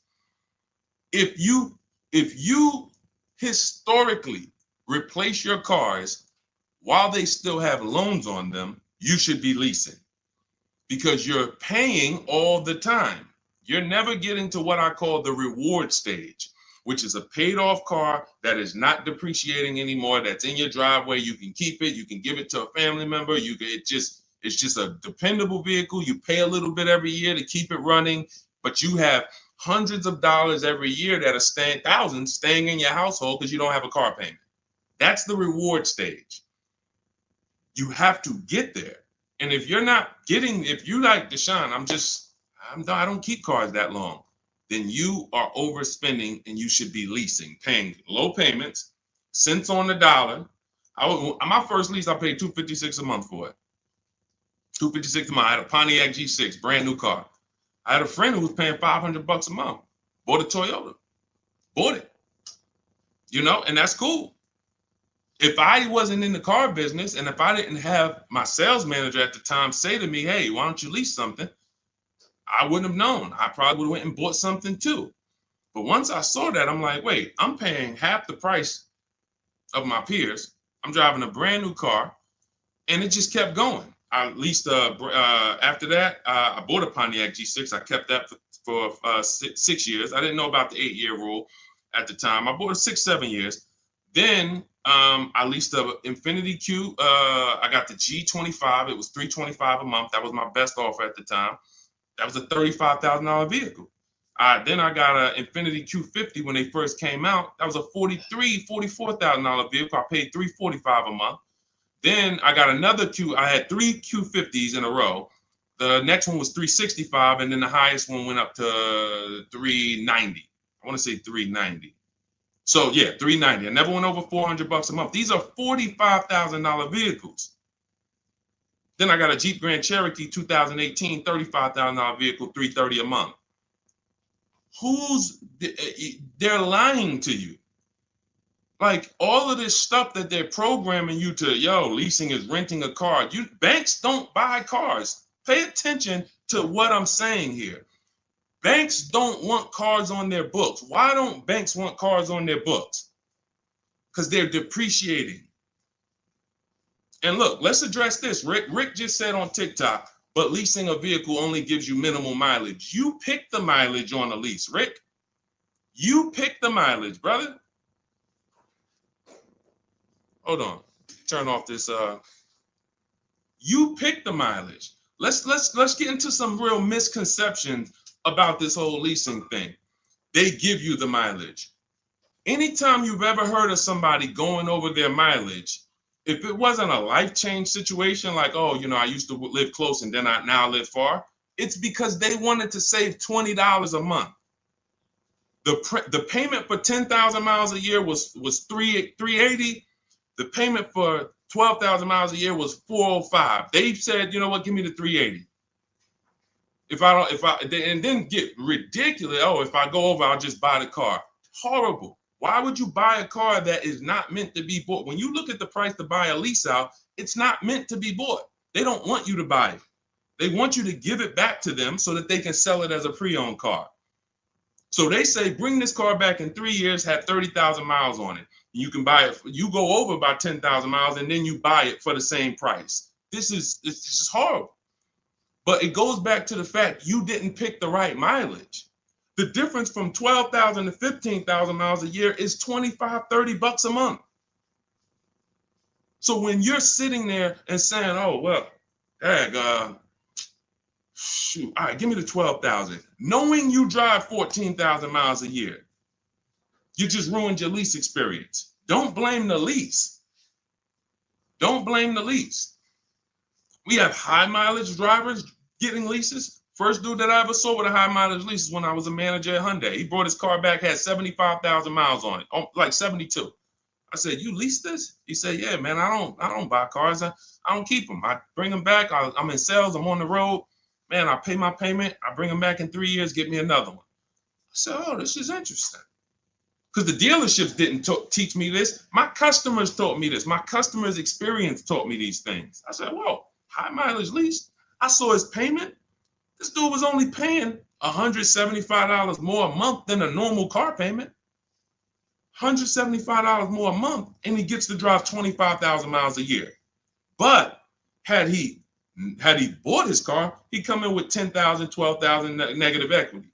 So, high mileage drivers, if there's high mileage drivers on here, you guys can ask questions specifically about leasing for you, and we'll talk to you. But man, I'm shouting from the hills and showing people proof that you cannot get a good deal if you buy your car, but you should have leased. People out here driving, we're out here driving cars, brand new cars for hundreds a month less than you. Because someone talked you into buying and said, well, but they're renting those cars. Yeah, all right, okay. All right, I've been renting cars then for the last 20 years of my life, driving brand new cars and keeping a lot of money in my household when other people are putting them into new and used cars. Okay, yeah, I'll keep renting it. Go ahead, Dolan. Shoot the next one up, brother. Quintel Jameson on YouTube. Can you talk about the best process for turning in a lease and getting a new lease? First thing you want to do is do an equity assessment. Do you have any money you can make on that lease? Step 2 in my book, after we decide whether we're going to buy a lease, you already decided you want a new lease, so you check off step 1. Second step is, do I have equity in my lease? All through the pandemic, we had people selling leases. I helped hundreds of people that I know about sell leases for $7,000 to $10,000 to $12,000. A lot of them you can see in my older videos. They say, yo, man, you helped me make 7 grand. Yo, I sold 2 leases. I made 15 grand. My mother sold her lease. She made 10 grand. I sold my Jeep Grand Cherokee lease. I made $9,000 back then. But that's when all the resale values were high. So so we're not making that much anymore, but there's still an opportunity to have equity. And if you drop off your lease without doing an equity check, then you literally are giving money to the dealer. We have to do it. And here's how you do it. You call your bank, you ask them what your payoff is. Once you get your payoff, then you call and you go to these 6 websites. You do this in 20 minutes. Go to Carvana.com, go to CarMax.com, go to Driveway, go to KBB Instant Cash Offer. That's going to connect you with a local dealer online to put a price on your car. All of this stuff is instant. And these are all companies that you go to, you look at they look at your car, they say, okay, looks good. They go to the accounting office, they come back and give you a check. It's that simple. AutoNation and Car Gurus, we get 6 offers because everything we do is a bid. Like in the Cars from Home way of getting cars, the way we guarantee we got all the money and we saved all the money and we paid less than everyone is we get bids. Online systems allow you to get bids. When you shop on Amazon, that's a bidding system. That's a bidding system. The real estate market at large is a bidding system. They use competition to create the price. The only industry that doesn't is the car industry, but we do it. Cars from Home, we do it. So you're going to get those 6 offers and you're going to see, can I break even selling this car? Can I make 1,000, 2,000, 3,000 selling this car or more? Some of you have a lease and you didn't drive that much. Deshone, I had the lease. I only put 5,000 miles on it. You should be selling that lease and putting some money in your pocket before you go into your next lease. So, I know there's a lot of people on here. You might have didn't know you could sell a lease. Type a question mark if you didn't know that you could sell a lease. Sean, I never even knew I could sell a lease. Type a question mark. Type a question mark. First thing we ever do before we return a lease, because we are not going to depend on a dealer. I see you, Stephen Romero. Thank you for being honest. I see you, Jason Wilson. If you didn't know you could sell a lease, how much does that cost you? How much does that cost you already? I see you, Rick. Shout out to the people being. I see you, Stino, Cat Mom. I see you, Quintel. Yeah. So what we do before I will never return a lease, and we do this about 6 months out before the lease is up. We do this equity assessment. It's the second step in my process. All of this is in my book. If you guys want if you're like, Deshone, I want the blueprint. Give me the step-by-step. That's my new digital book, Cars from Home. Anyone on Instagram, you comment 1, I'll send you the link to get it for 75% off. If you download it immediately, you could be reading it today, using it, getting a car next week. Same thing on Facebook. Type the number 1. I'll DM you a link to get it at 75% off. And if you're on TikTok, go to my TikTok bio. Now, this is only for 30 minutes. This is a welcome offer for my new book. This isn't like, oh, we don't, just 75% off. This is what I do as a welcome offer for everyone to give you an opportunity. You won't pay the normal $97 price for the book. You'll get 75% off of that. And you'll have the strategy step by step. And on YouTube, we have a comment pinned for you. So you want to get your payoff. But now, very important, Quintiel, when you go on those websites I just mentioned, those 6 websites to get those offers, when they ask you, do you own the vehicle? Are you leasing it? Or are you financing it? Just type own. You want to know, what would you pay for the vehicle? When you call your bank, you're going to ask them, do I have a third-party restriction? So you're going to get your payoff. You're going to ask them, do I have a third-party restriction? If they say no, that means you can sell direct to the highest bidder. If they say no, there's no restriction on who you can sell. You can literally sell directly to them and get your check. If they say you do, and there are companies like Toyota, Chase, there's a couple leasing companies that don't have third-party restrictions. But if they say you do, now you can't sell direct to those people. You can sell direct to a dealer that makes the same brand. So if Honda has a third-party restriction, you can sell to a Honda dealer. And that's when we have conversations with a used car manager. Again, we don't talk to salespeople, y'all. We don't talk to salespeople. They're here to make your life hard because they're trying to fight for their money. and it's all good. I give you ways to, that's why the book is called Cars from Home, 7 Steps to Saving Time, Money, and Avoiding Dealerships. You need to avoid dealerships. When you're in a battle, a sparring battle with a dealership or a salesman, you're going to lose. It's a psychological war, and they do it 3-4 times a day. You do it 3 times, you do it 1 time every 3 years. So when the way I'm teaching you to do it, I'm never sending you to do battle with these people. So if you have a third-party restriction, we're now calling local dealers asking for the used car manager. We're getting offers from them, and then we're going to sell our car direct to them. And that's how we're going to get our equity out. That's if we have equity. That's the equity assessment process. That's how some of you are like going to pick up, that one strategy alone is going to pick up $2,000-$3,000 for some of you. Everyone doesn't have equity. But if you didn't know about equity, just that one strategy is going to pick up $2,000, $3,000, $4,000 for some of you. And over the course of your lifetime leasing cars, that's going to be worth more than that. Because some of your cars will have equity, and some of them have a lot of equity, and some of them have no equity. But if you don't know about it, every single car that you give back to a dealership, you just gave them $2,000, $3,000, $4,000. And then you wonder why they say, good news, we got this deal done for you. You don't even have to put any money down. Yeah, because they're using the money from your old car. So once you assess your equity, that's when we go into shopping for the new car. We got to see if we have equity first before we think about shopping for our new car. That's step 1. Okay? Do that before anything. All right, Dolan, cue the next one out. See, I'm not going to give her, if y'all notice, I'm not going to give her the whole playbook. Why? Just to confuse her? I'm not going to tell her, oh, once you do this, then go do this, then go do this. And then when you check your car, this is how you do your test drives. And this is how you make sure. And then this is how you, why would I do that? I like step by step. Does that make sense? Type the light bulb emoji if you're on a cell phone. Type the light bulb emoji if that makes sense. Why would I give her what to do at step 5? She hasn't done step 2 yet. Get your equity, Quintiel. Find out if you have equity first. Do that exercise that I just said, and then come back and we'll talk about the next step. You come back and say, Deshone, I did it. I don't have equity. Perfect. Now let's move to the next step. Deshone, I did it. Good news. I have $3,000 of equity. Perfect. Now let's move to the next step. Okay.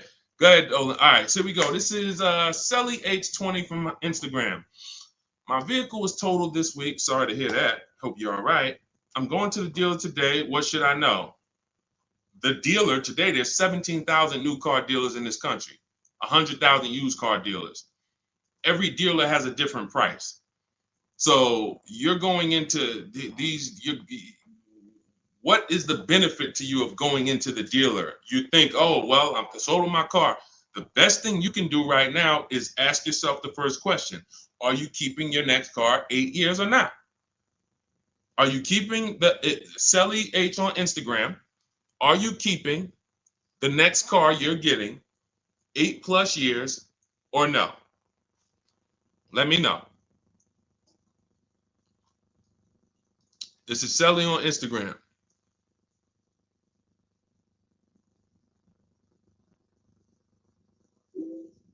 This is the first question.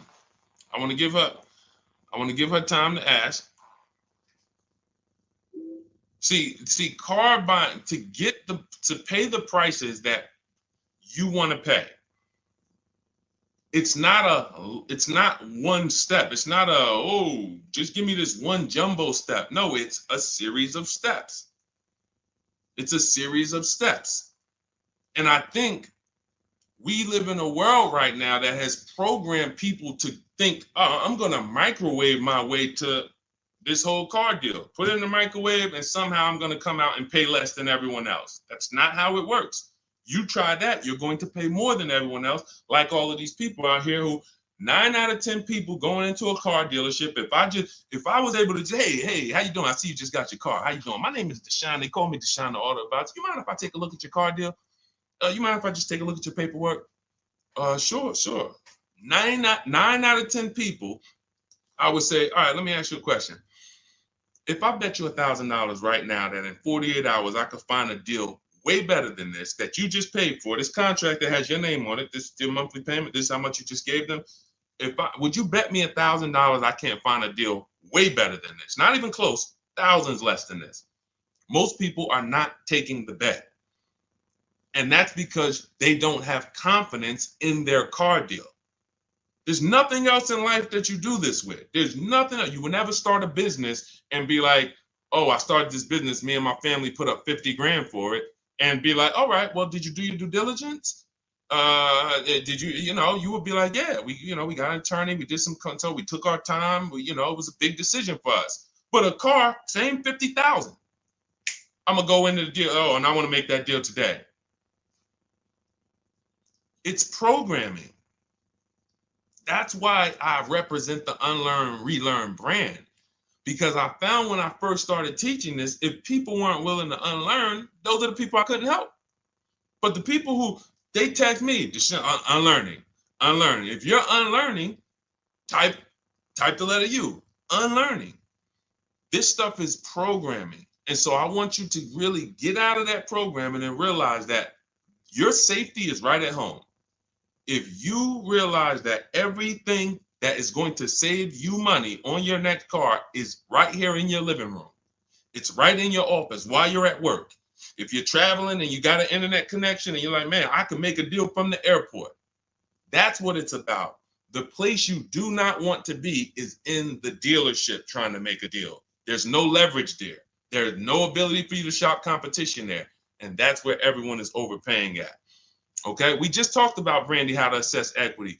If you're on YouTube, you can jump on it, watch the replay, or on the replay on Facebook. The only place the replay doesn't get posted is TikTok, but on Facebook, Instagram, or YouTube, you can see the replay. We went over how to do the equity assessment, how to call your bank, how to go on the websites, what to put on the websites to see if you have equity in 20 minutes. It literally takes 20 minutes to get those 6 offers. Go ahead, Dolan, shoot the next one up.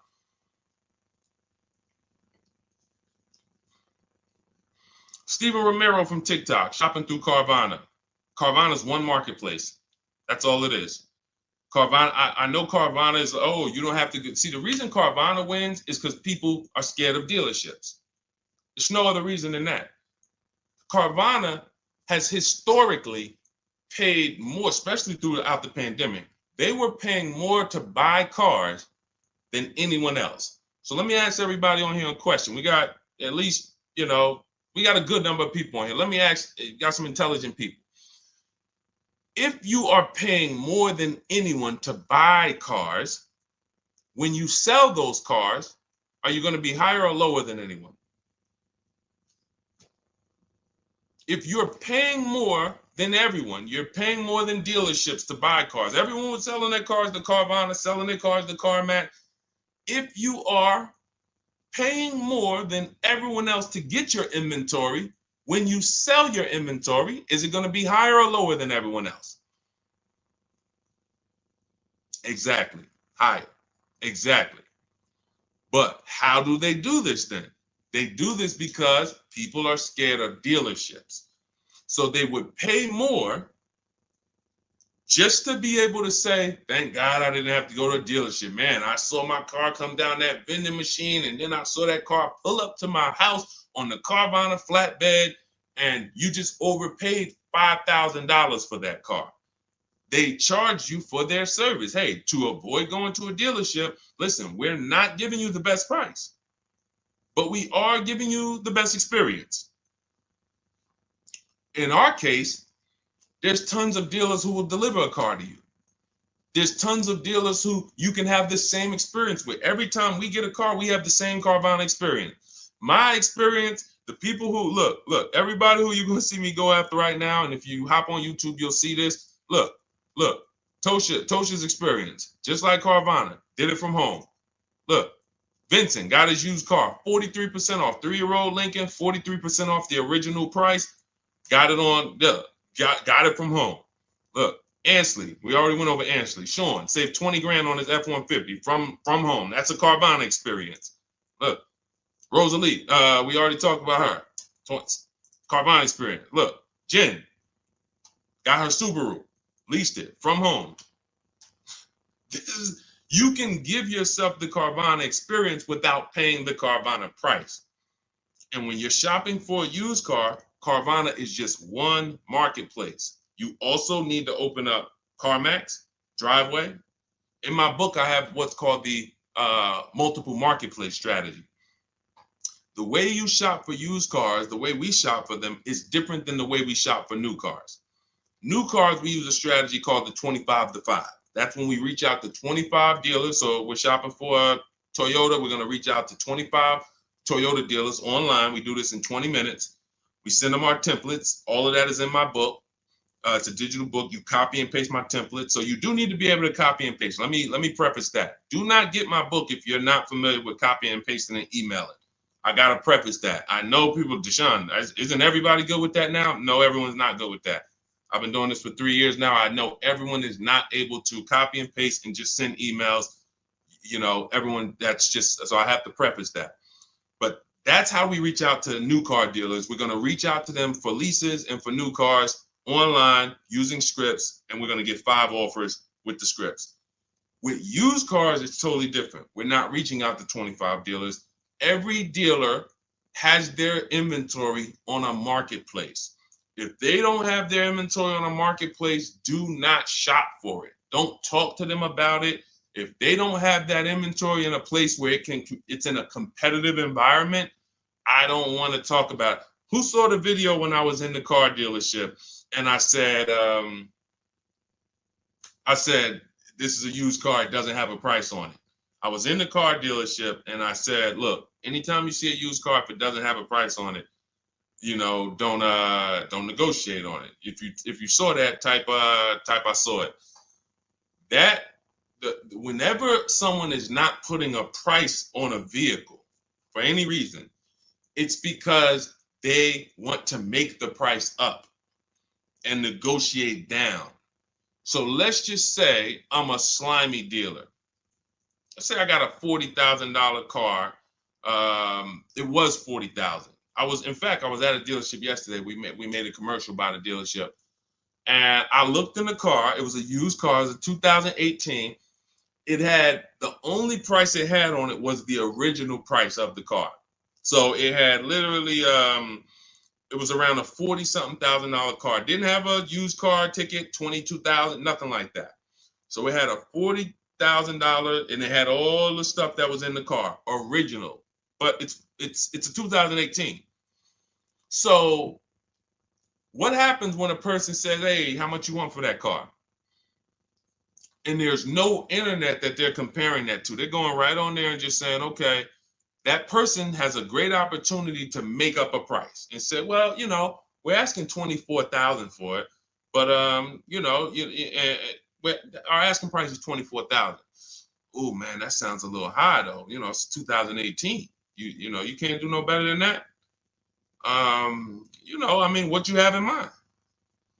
You know, I'm trying to be around 20. You know, I'm thinking closer to 20. Then I don't know if I could get to 20. I might be able to to see if maybe we could like split it, go up the middle, you know, between, you know, like around 22, something like that. Why don't we take the car for a ride? Let's see if you like the car. You're already in the mouth of the snake. You are literally a mouse in the viper's mouth. Once you've already agreed to talk about a car that doesn't have a price on it, you're done.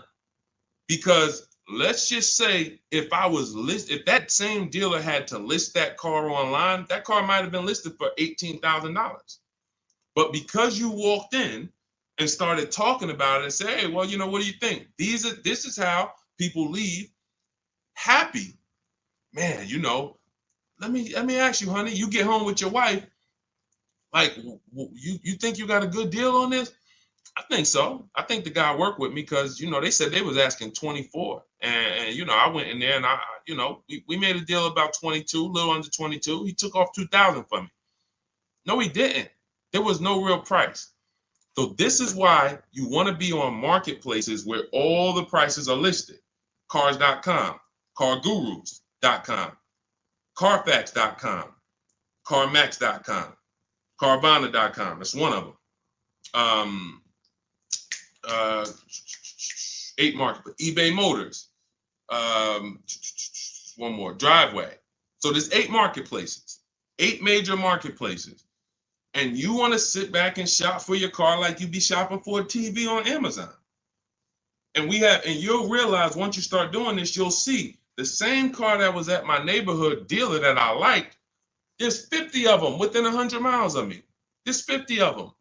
In fact, once I pull a Carfax, I'll see that one didn't even have a good Carfax, the one I was looking at. That one didn't even have the service records that I want to see.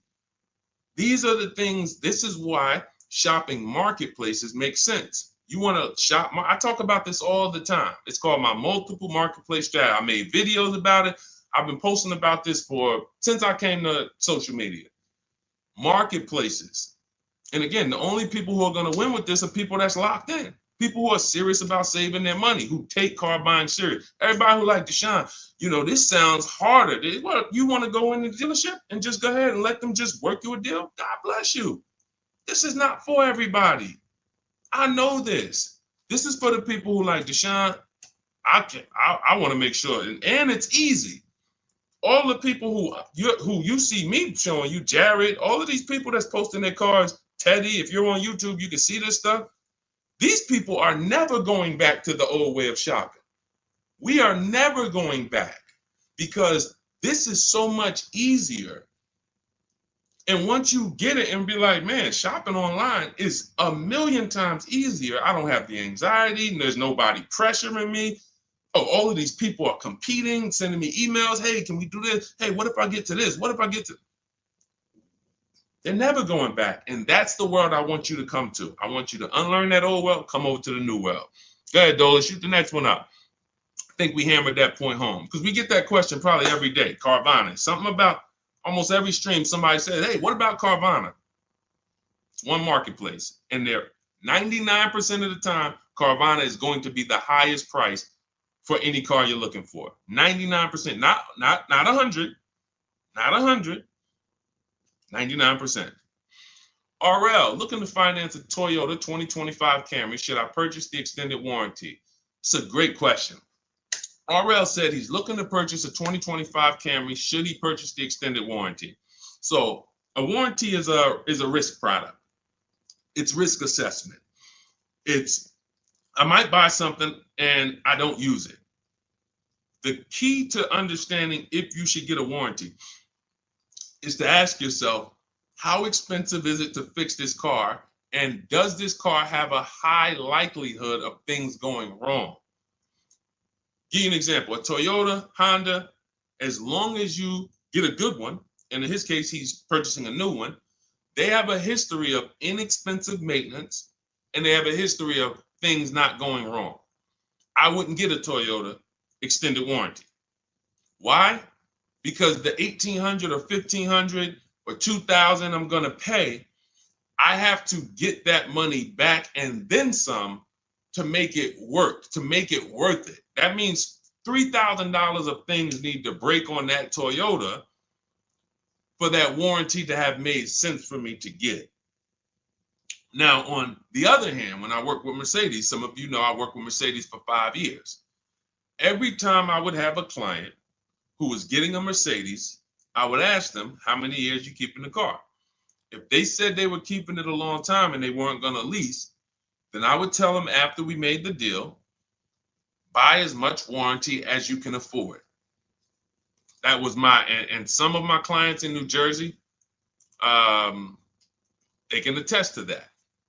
That was I was very unapologetic about it. Buy as much warranty as you can afford. Because when something breaks on a Mercedes-Benz, nothing is less than 4 digits. There is no, oh, this broke. It's only going to cost us $400 to fix. Nope. So the price of the extended warranty on a Mercedes-Benz or a BMW or a Porsche or anything that has a high, and I have this, we handle this in my book in step 6. This is in the paperwork and protection step. Everything is accounted for. So everything on this stream I'm teaching is out of my book. It's everything. So when we're looking at, and where does this vehicle rank in terms of repair costs? Is it on the higher side? If so, the warranty makes more sense to get. If it's on the lower side, warranty makes very little financial sense to get. And that's how we gauge getting extended warranty. It's a risk assessment. All right, good question though. Very good question. All right, go ahead, Dolan. Shoot the next one up.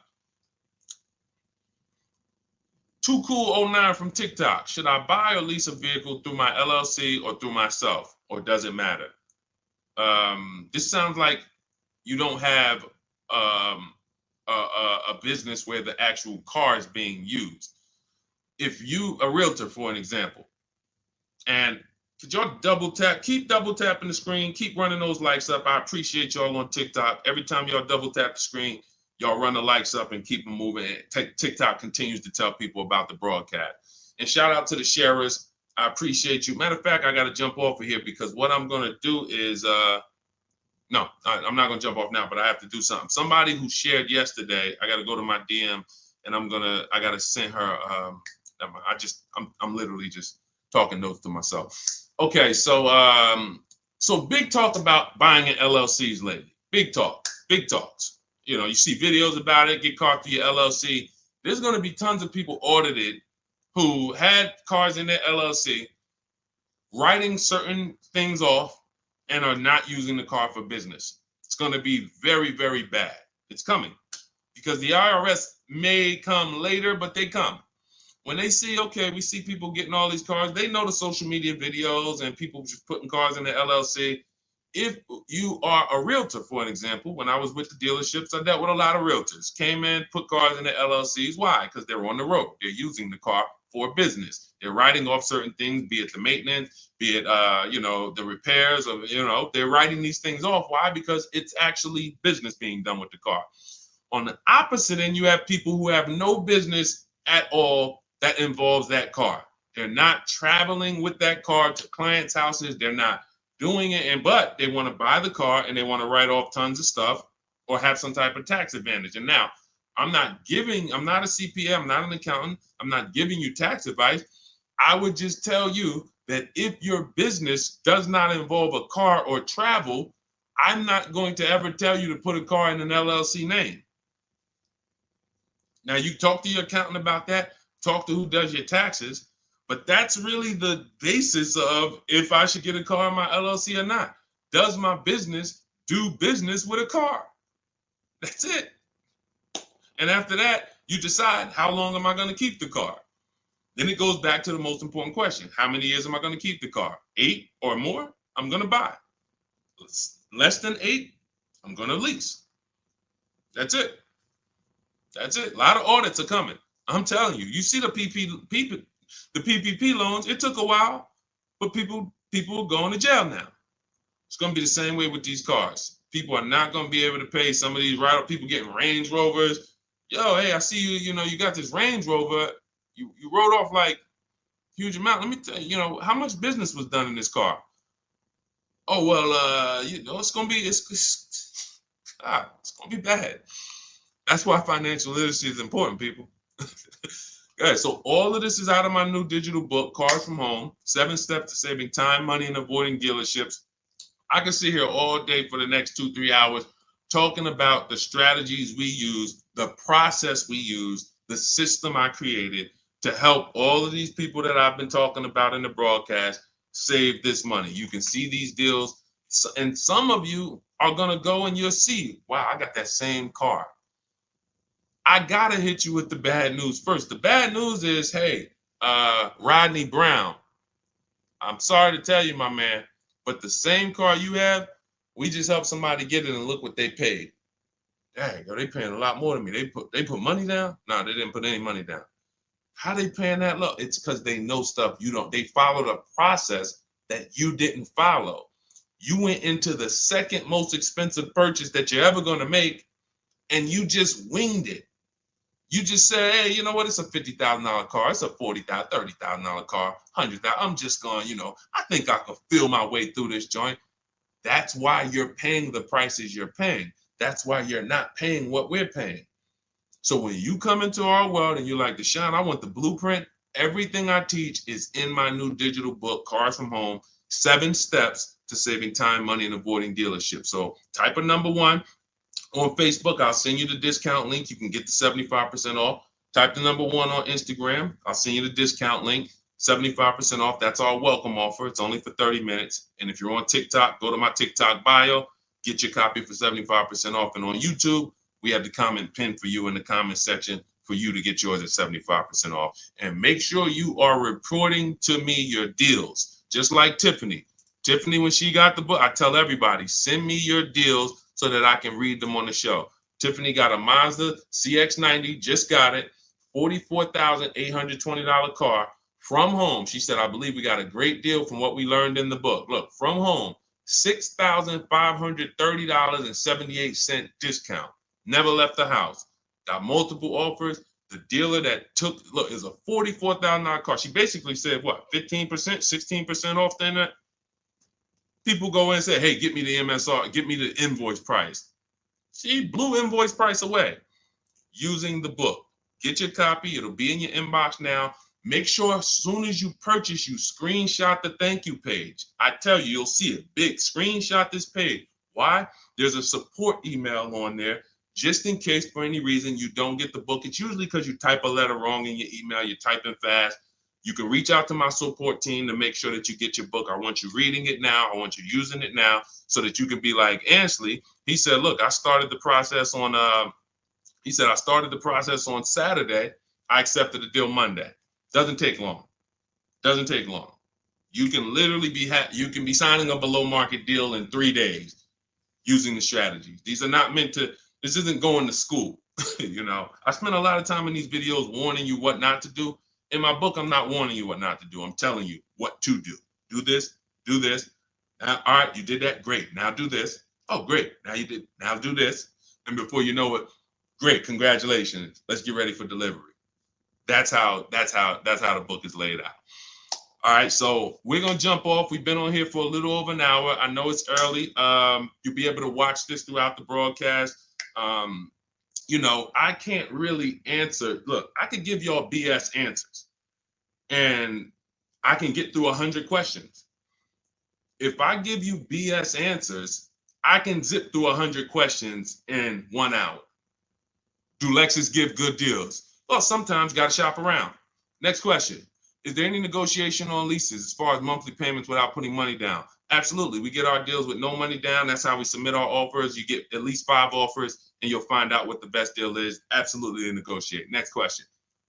I could do that. Is that what y'all want? Let me know. What I do is if someone asks me a question, I go deep on the answer because this is car buying. This is not. This isn't, hey, I'm gonna get a little, you know, I'm about to spend $100, you know. What's your opinion on this, Deshone? You know? So I think from what I know about people, I think you guys appreciate Deshone. Break it down for me. Break it down for me. And if you want more, if you want all the answers, get your copy of Cars from Home and you'll have all the answers. But I like to be thorough. And I can't because all I care about is the result. I don't care about I care about people writing me, Deshone, check this out. Look at my deal. Look at what I just pulled away. I want you writing me, emailing me, proud of your deal. I don't want you running into me one day if you're ever around New Jersey, New York. Hey, Deshone, hey, what's going on, man? Hey, man, I follow you.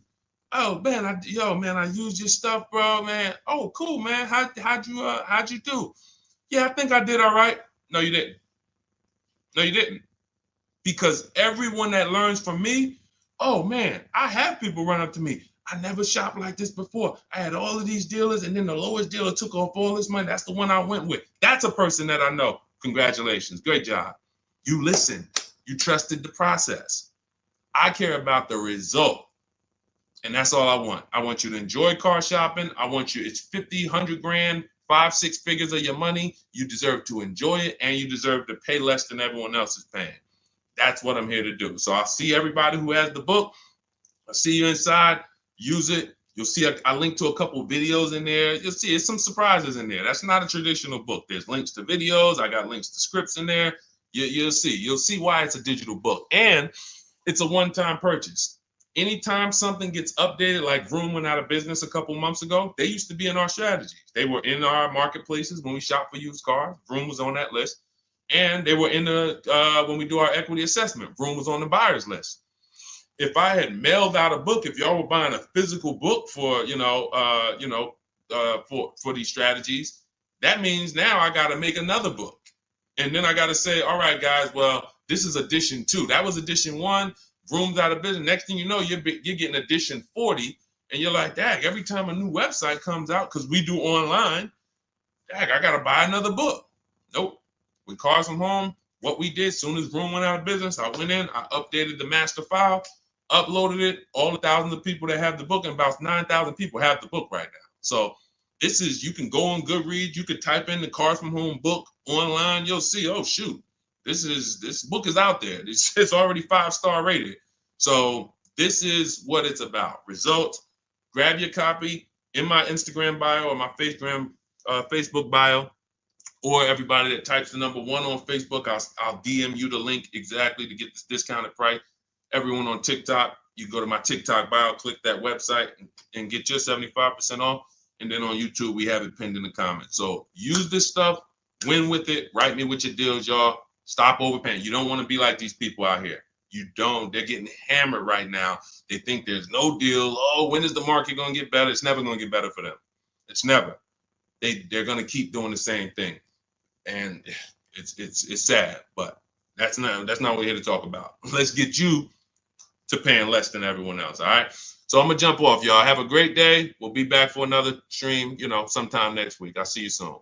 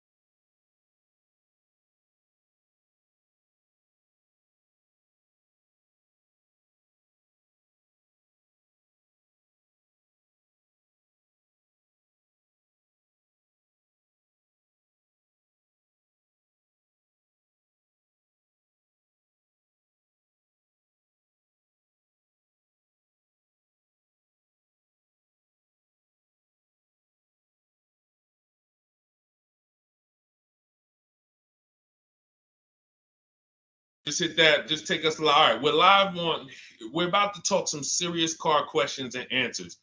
I want you to ask any question you can think of concerning car shopping so that we can dig deep into it.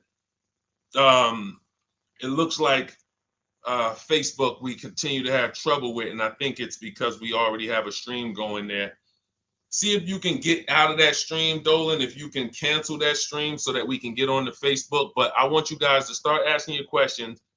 And Dolan, bring the first question in so we could get the show on the road. And then what we'll do is we can check the back end and try to delete the broadcast from Facebook so that we can get on Facebook.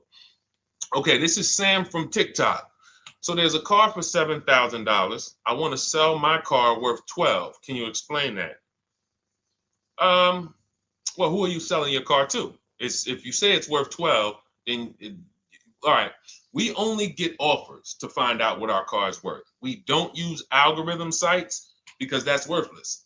An algorithm site is a site like Kelly's Blue Book. You punch in your year, make, model, and in 3 seconds it tells you your vehicle's worth $12,000. Right now, we have companies that bid against each other. And what you want to do is you want to go on your computer, go to CarMax.com, go to Driveway.com, go to Carvana.com, go to AutoNation.com, go to Kelly's Blue Book Instant Cash Offer.com, and go to Car Gurus. All of them will connect you to somebody or some major buyer who pays cash for cars immediately. Literally, quick inspection, drop your check, and you're on to you're literally, it's that simple. We are no longer at the mercy of private owners who are going to come by and look at our car and no one buy it and talk us down. There are extremely competitive buyers in the market that I've been telling people about since 2021 when we were cashing out. I was big on telling you guys during 2021 to 2023, during that whole pandemic run, cash out now, because the values of those vehicles will never see them again. So there are some people who cashed out, but that was also the beginning of showing people that you can sell to what is called institutional car buyers. And that is what stopped people from trading their cars. There are people who have learned from me, and maybe other people have mentioned this, that will never trade a car again because you're not getting the money that it's worth. So you go to those 6 companies, Sam, it should take you no more than 20 minutes. They're going to give you their best cash offers. And then you can sell to them and you can go buy something else. But what I want you to get in the habit of doing, everybody, is separating your transactions. What does that mean? Who you sell your car to is different than who you buy a car from. And you need to maximize each transaction. And you're never going to do that mixing all your transactions together, which is what most people do. They go into a dealer and they say, hey, I want to buy a car from you, and I want to trade my car into you, and I need a loan. 3 transactions. We don't do that. We separate them and we bid each one out using online tools. And that's how we get the prices we get. And that's how we pay less than everyone else.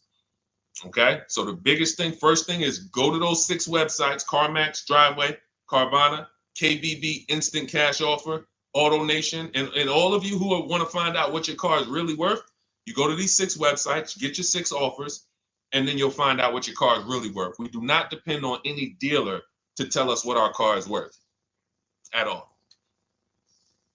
Okay? Shoot the next question up, Dolan. And you guys can continue to type your questions. We're bringing them in from all platforms.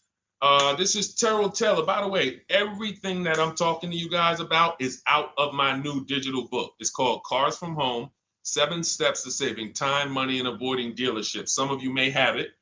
If you have it, shout out to those who have it, and shout out to those who've used it to actually pay less than everyone else. And make sure I want you to be like Tiffany. Send me your deals. Send me your deals. When you get your cars, I want you to actually send me the results. Look, this is, oh no, that's not Tiffany. That's someone else who used the book. Look, used the book, got $175 a month less than her first quotes before she used the book. So send me, but you can get a copy of this book immediately for 75% off. It's normally $97. Go to my TikTok bio. You won't leave the broadcast, and you can have the entire blueprint. If you don't want to try to remember everything I'll be teaching you over the next hour, you can have the blueprint. You won't pay the $75. You'll get the 75% off. And we also have a comment pinned in the comment section for you guys on YouTube and on Facebook and on Instagram. You go to my bio. So anyway, go get it, because it's only for 30 minutes. After the timer goes off, it's $97. It's still worth every penny. You can Google it.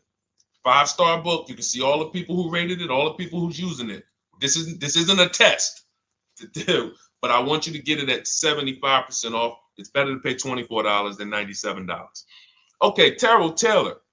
So you said, Terrell Taylor on YouTube said, I have $35,000 to $40,000 to buy a truck with.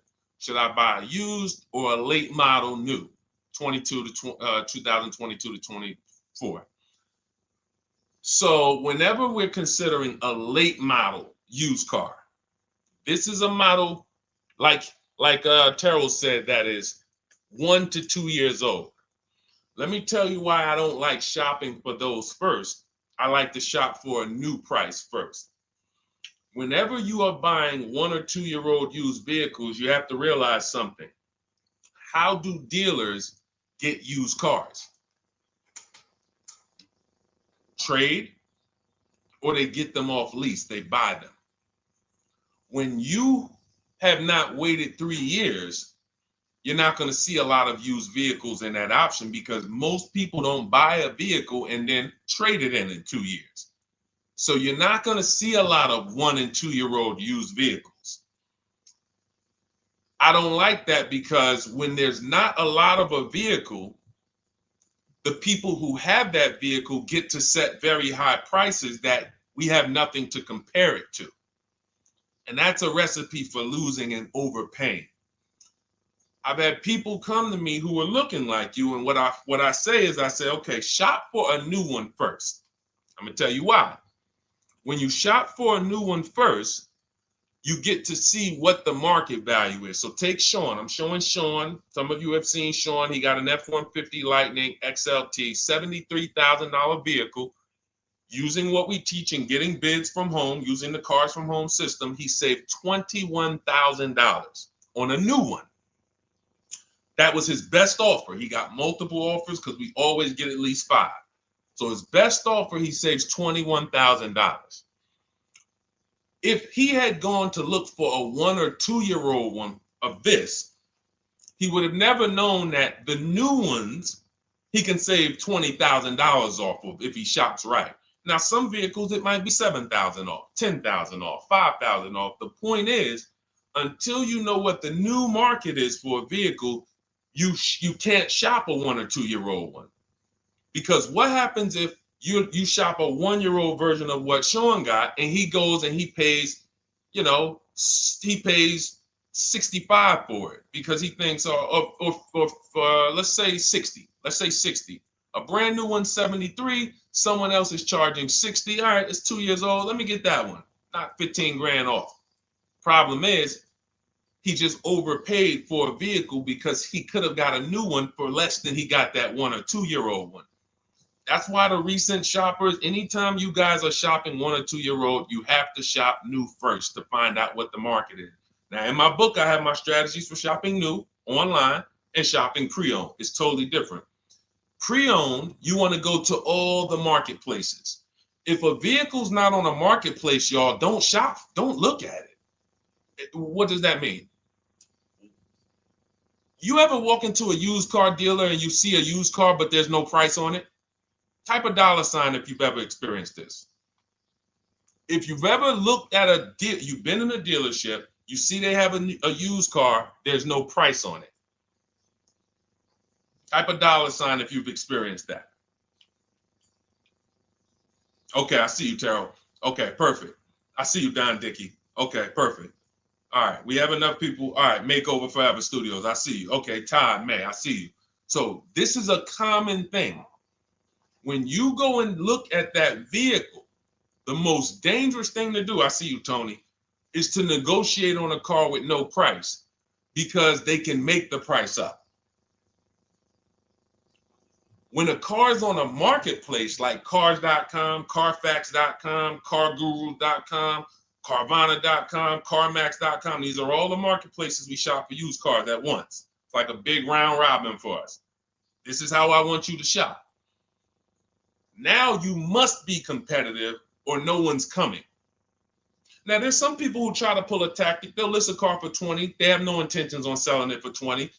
But they want you to come in and then they'll charge you more, fees, makeup fees and all of that stuff. That's why we always call beforehand. But we know the power is online.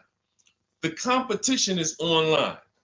So when you're looking, Terrell, you're either deciding, all right, I'm either going to look for a new vehicle, find out what the market price is for the vehicle I'm looking for and how much I can save. What's my best offer? You need to get at least 5 offers. I'm telling you, it's going to be big differences. You have to prove this to yourself. Call around. If you want to do it manually, you don't have my book, do it manually, call around, speak to sales managers. You are going to see it's going to be a $5,000 to $10,000 difference minimum between all of these dealers' offers, minimum. And so then you want to look at the pre-owned options. Then you look at the pre-owned options. And the pre-owned options will tell you what the market is. And so this is only for you who are looking at recent model cars. If you're not looking at 1 or 2 year pre-owned, this doesn't matter. But those people have a little bit more budget, and that's okay. That's okay. But when you have a little bit more budget where you can look at a 1 or 2 year old pre-owned car, that means you have a little bit more money to lose if you make a bad decision.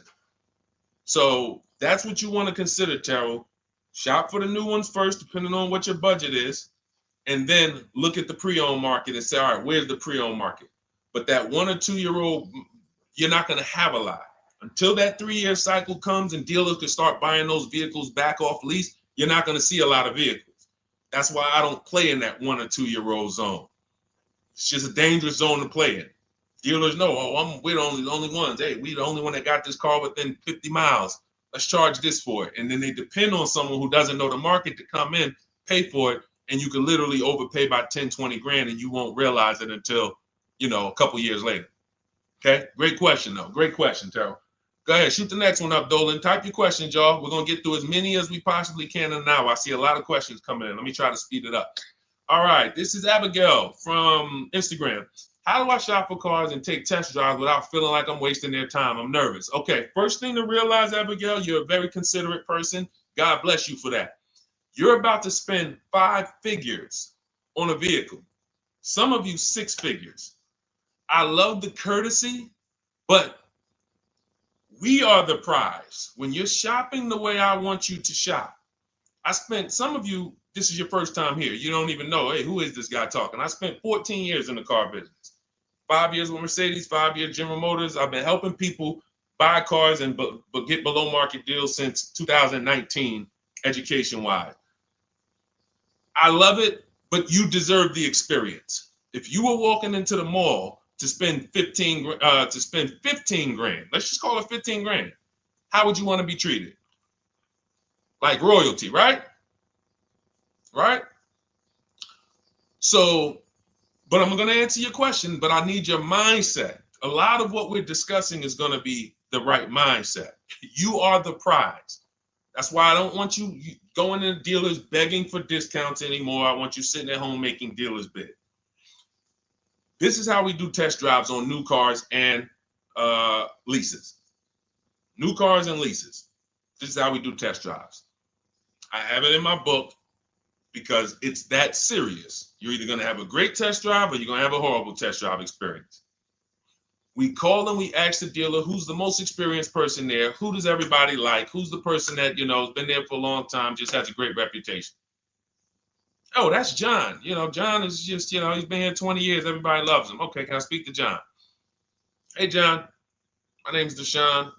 I'm interested in the Honda Pilot. I just like to test drive it. I'm in the process of deciding what I want. And, do you have this particular model? You have one there that I could test drive? John, because we asked for the best person, we're typically going to get somebody who is not going to lie, usually. Not a guarantee, but taking these steps, I know these guys. I've been in this dealership. I know most dealerships have one person there who has a good reputation and who cares about that reputation. If you're enjoying this content, hit the like button, y'all. And Keith, y'all killing the likes on TikTok. Shout out to everybody who's hitting the likes on TikTok, to double tapping the screen. Appreciate y'all. And shout out to everybody who hits the like button. When we get there, we meet with John, we test drive. John, thank you so much. Can I have your card? I'll leave you my information. And if this is the vehicle I want, I'll be in touch with you. Perfect. Oh, Deshone, we don't sit down? We don't think? No, we never sit down. I'm telling you that there are things you must unlearn about the shopping process if you're going to win. And what does winning look like? Getting the most money off in the least amount of time. There's no leverage that you have when you sit down and try to negotiate with a car salesman. Every single dealer around you that wants to compete for your business, you can't talk to them while you're sitting in one dealer talking to a car salesman. That's why we don't do it. We get a card. Thank you so much. Listen, if this is the one for me, I'm going to give you a call. Simple. Pressure's off. There's no pressure in our system. You can't pressure us. That's what I want you doing. New cars, leases, that's how you test drive. 20 minutes, you're in and out. And I'm a car salesman at heart because that's what I am by profession. I would never develop a system that would allow you to waste car salesmen's time. I just wouldn't do it. I developed a system that when our people go get cars, look at Ansley. When our people go get cars, Ansley just got his lease, 1% lease, $58,000 Infiniti. Look, started the process Saturday, accept the deal Monday, all by Email. $58,000 car is paying $554 a month, no down payment. You know, we have tons of these. None of these people spent. Look at Jared. Lease like a boss, $569 a month down to $520. Volkswagen Tiguan, no money out of pocket. Let's go to a purchase. Pierre, pre-owned car purchase, got his 2022 Mazda, got a 20% discount off the original MSRP. This is 30 minutes. We are not spending more than 30 minutes in dealerships. Who doesn't want to spend more time in dealerships? Type me if you're like Deshone. I don't want to be in dealerships that long. You thought you had to be in dealers to save the big money, right? You thought you had to be in dealers to save the big money. I'm showing you as someone who pays less than everyone and who teaches people to pay less than everyone. Look, Kimberly, $20,000 off a Maserati, shopping from home. Because when you can talk to more people at once, the discounts fly off.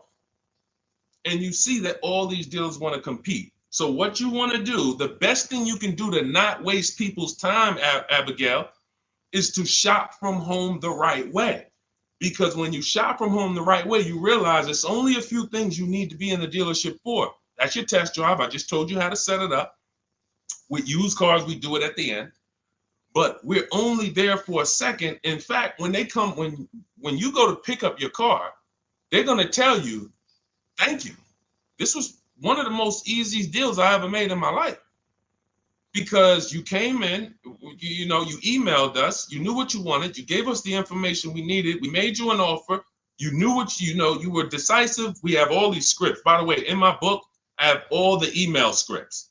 You don't have to even think about what you're going to say. It's literally copy and paste, copy and paste, copy and paste, copy and paste when we're shopping for new cars and leases. With used cars, before I go to the next question, I want to hit on the used car process.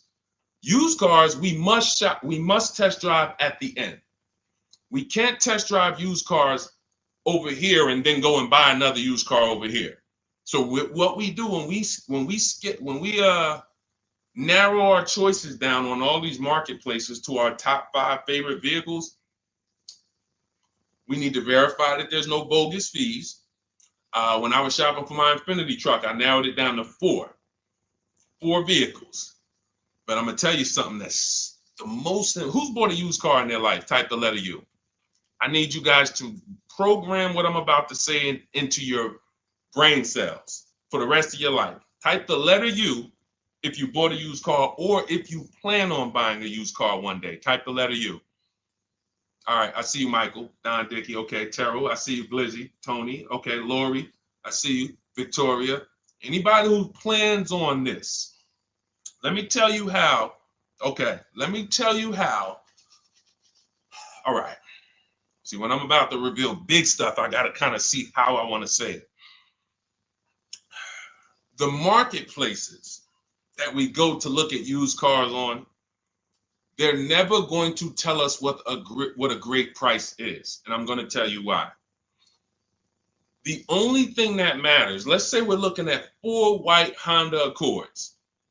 4, they're all white. These are the cars we want. We've narrowed it down. We're looking at 4. They all got similar miles, and their asking price is $20,000.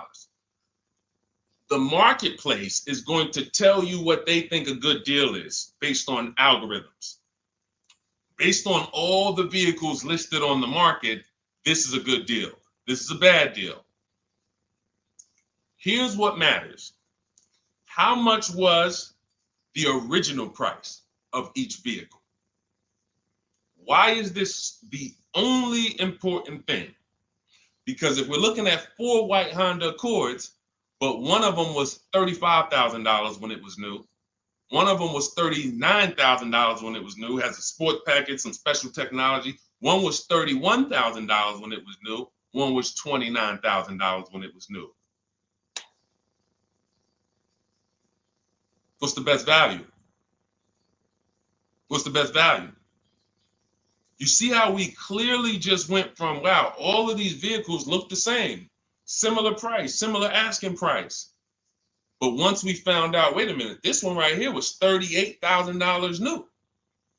This one here has the cameras in it all around and the self-driving package, and it has the same asking price, or it's maybe $1,000 more. This is what I call the true value discount. The true value discount. And let me tell you why the marketplaces will never tell you this. Because if they advertise the true value discount, someone has to be at the bottom. In other words, when you're looking at Honda Accords, if you could go right to the true value, who's giving me the biggest discount off the original MSRP? That means the car at the bottom, they might be giving you no discount off the MSRP. We saw that during the pandemic. It was people selling, who remembers people selling Toyota Camrys, 3-year-old Toyota Camrys, for the same price as they were when they were new? There was some deal, everyone wasn't. I know a couple dealers, I know a couple general managers who run dealerships who are ethical. And they said, look, I don't care what the market does. I can't sell a used vehicle for the same price it was when it was new. I'm not doing that. Because when that customer comes back in 3 years to deal with me, I'm going to have to help them again. And if I buried them in their car, then I'm not going to be able to help them. But there were plenty of people who was. The true value discount is all that matters, which means we have to know what the car was new. We have to find the Maroni label. We have to go on the Carfax. We have to go to where the window sticker is and get the original price. And then we'll clearly see, oh, that's the best used car. And no one else shops like that. No one else shops like that. If y'all get that, type dollar signs. If you get that, what I just said, type dollar signs. That is what is important, not what they tell you is a good deal. So going back to me, when I got my Infiniti truck, 4 vehicles, all in a similar price range, all white. They were between $1,800 difference from each other, similar miles. But once I found out that one was 46,000 new, one was 48,000 new, one was 52,000, and the one I ended up getting was 54,000. That separated it.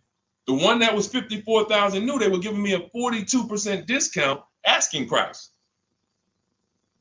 These are things that help you cut through the mess, the smoke and mirrors of the car business.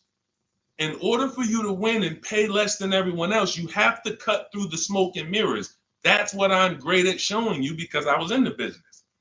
So these are the things that, again, if you say, Deshone, I need the whole blueprint. I need to give me the step-by-step. Leasing, used cars, high mileage, new cars, give it to me step-by-step. That is my new digital book. It's called Cars from Home, 7 Steps to Saving Time, Money, and Avoiding Dealerships. It'll be in your inbox in literally 5 minutes, and you get yours for 75% off. Support yourself and support your family by getting your copy. Go to my YouTube comments. We have a link right there pinned for you guys. We have a link in the Facebook comments. Get your book for 75% off for the next 30 minutes. You'll see a timer on the page. Now, if you're on TikTok, click that picture of me and go to that link in my TikTok bio and click the one that says 75% off to activate the 75% off link. Get your book so that you never have to wonder about this. Now, we're going to continue, but I just know as we answer more questions, some of you are going to forget that. What we just went over in the last 10 minutes, this next question, you're going to forget all of that. All right. Now, Dennis Gamister from Instagram, on a lease agreement, does the deal use the MSRP or the discounted price? So when we're shopping for leases, this is what we do. We get all our offers with, this is how we construct our offers. If you've ever looked on these commercials and you saw, well, Deshone, when I look at leases, though, it seems like, one, they limit me on miles. And then I also see that they want a bunch of money up front. You are correct. But they only limit you on miles according to the miles you told them you were going to drive. They don't pick the miles for you. We select the miles. And what ends up happening is people will, because they typically don't know how to shop, they're negotiating. They'll say, all right, well, my payment's $400. That's my budget. I drive more than 10,000 miles a year, but I guess I'll just take the 10. Instead of paying $20 more to get 12, they'll take the 10, and then they'll say something like, if I go over, I'll just buy it. Horrible idea. Absolutely catastrophic idea. Or if I go over, they blame the lease. They literally will get the penalty, get the bill for the 6,000 extra miles that they used, and they're charging them 25 cents a mile now, and say, man, this is why I don't want to lease, because they limit me on my miles. No, they didn't. To save $20 a month, you pick the lower miles. You can customize leases up to 15,000 miles if you want, 18,000 miles. Look at Jen. Jen just got her lease on her Honda. Hold on, where's Jen's lease? She got an 18,000 mile a year lease. Now, the way we shop is 12,000 miles per year, only first month's payment due at signing, and we shop it taxes and fees in the payment. Jen, her best offer on her Honda CR-V hybrid, which is one of the most popular hybrid crossovers in the market, she got $512 a month, 12,000 miles. That's a 1.3 lease. We'll talk about the 1% rule for great lease deals and the 1.5% for overpaying. She gets 1.3. She bumps it up to 18,000 miles per year. But look how much more, y'all. $50. So for $50 more a month, she, instead of driving 12,000 miles, she gets to drive 18,000 miles. And she gets to drive as much as she needs to for $50. Versus her saying, you know, I'm going to take the 12 knowing I don't drive 12, and then I'm going to get penalties and, again, blame the lease. The lease is custom.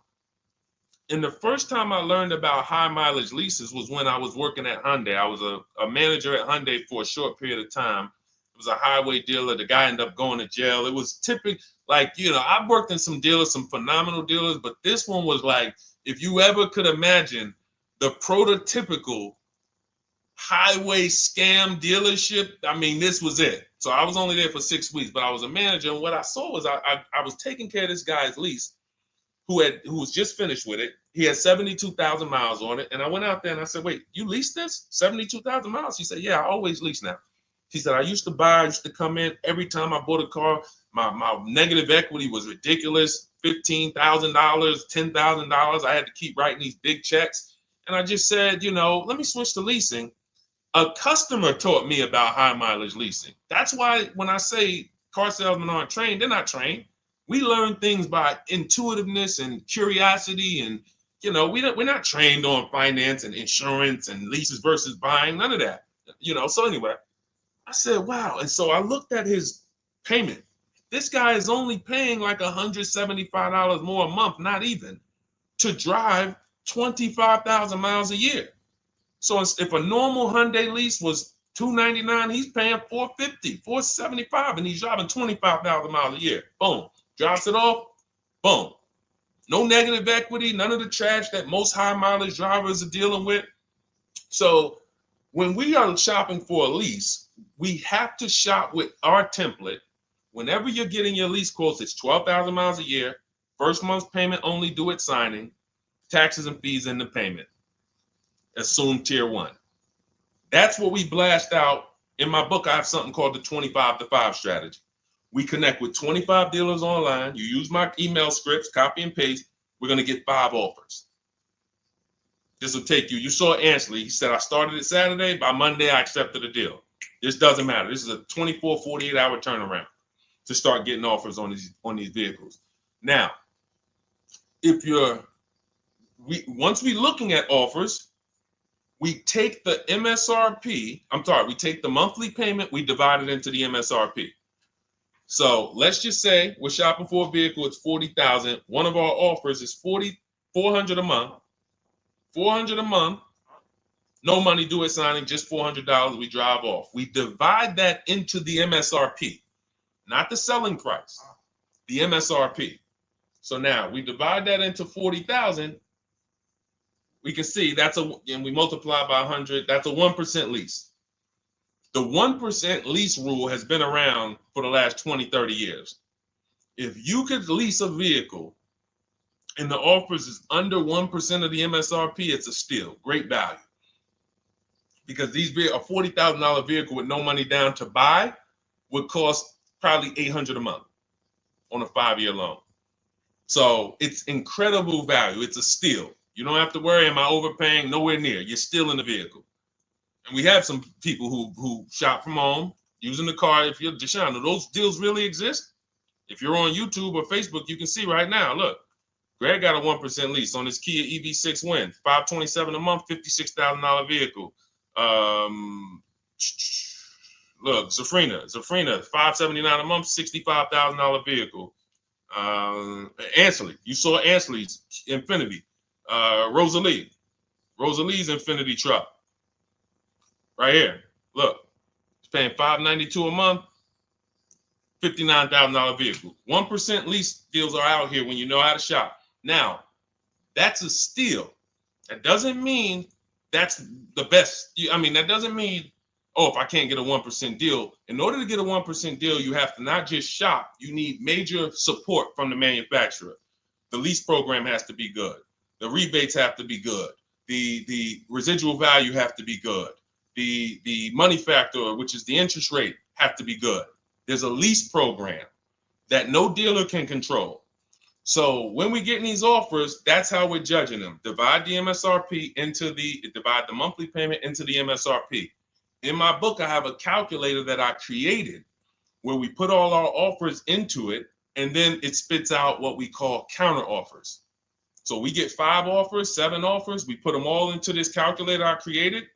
Again, this is the best $24. If you get there for $24 before that 30-minute timer and you get your copy, it'll be the best $24 you ever spent. I hold myself accountable to that. You can Google the book and read the reviews. There's software that we created that that's how you're judging your leases. You're looking and you're comparing to the 1% rule. Now, when you get to 1.5%, we can't make those deals. We're paying too much for a vehicle that we're giving back. We have to see, there was no indicator before I created the 1.5% rule. As much as I love educating people on leases, the only people who should be leasing is if you're not keeping your cars 8 years.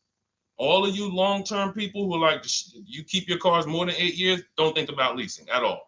You should be shopping for below market purchases. But if you're not keeping your cars 8 years, you're losing thousands of dollars not leasing cars. Depreciation is where you lose. Resale value is where you lose.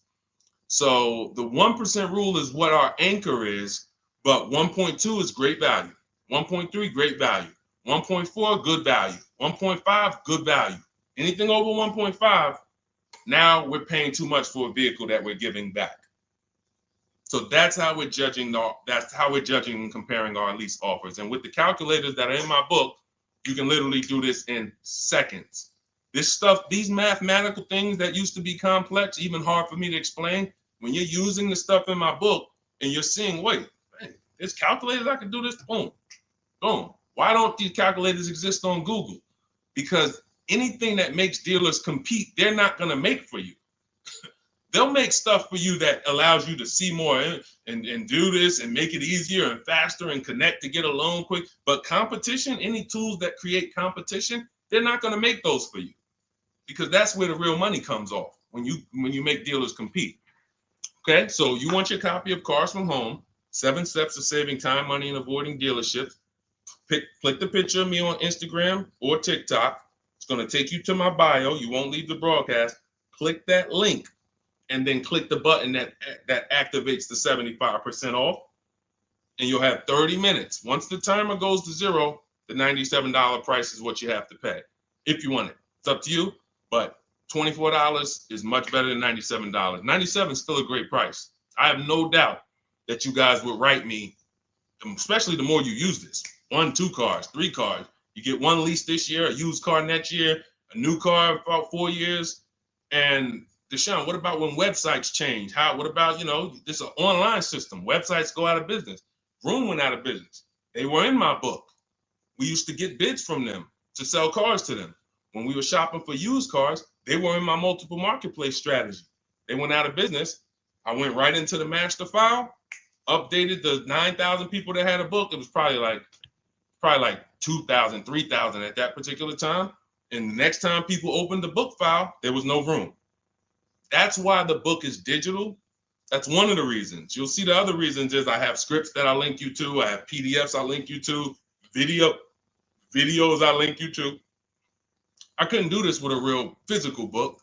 So again, in the YouTube comments, in the Facebook comments, we have a link for you guys to get your book at 75% off for 30 minutes and use it.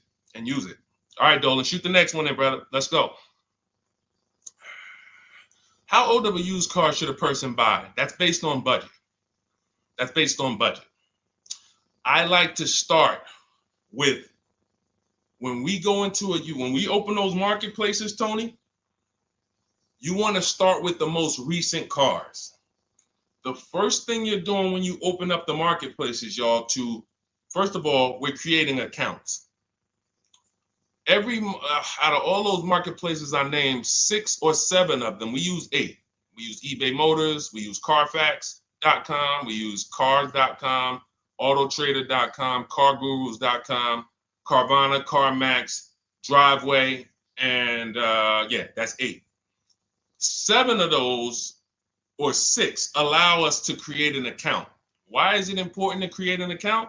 So that every single new car that matches our criteria, as soon as it's listed, we get a notification. The people who have that notification on, most of them don't know how to assess the market like I'm showing you. So even if they get a notification that the car was just posted, they're not going to have the information to take advantage of it. They're going to hesitate. What we do is the first thing we do after we create our account is we're now assessing the market. Where's the low prices? Where's the high prices? And I'll usually go 3 years back, sometimes 4 years back, and let's assess the market. Now, I have another calculator in the, matter of fact, let me show this to you guys. I have another calculator. It's called the Perfect Budget Calculator. The Perfect Budget Calculator. What this does, you guys can't see this on YouTube, but you can see it on you can't see this on TikTok.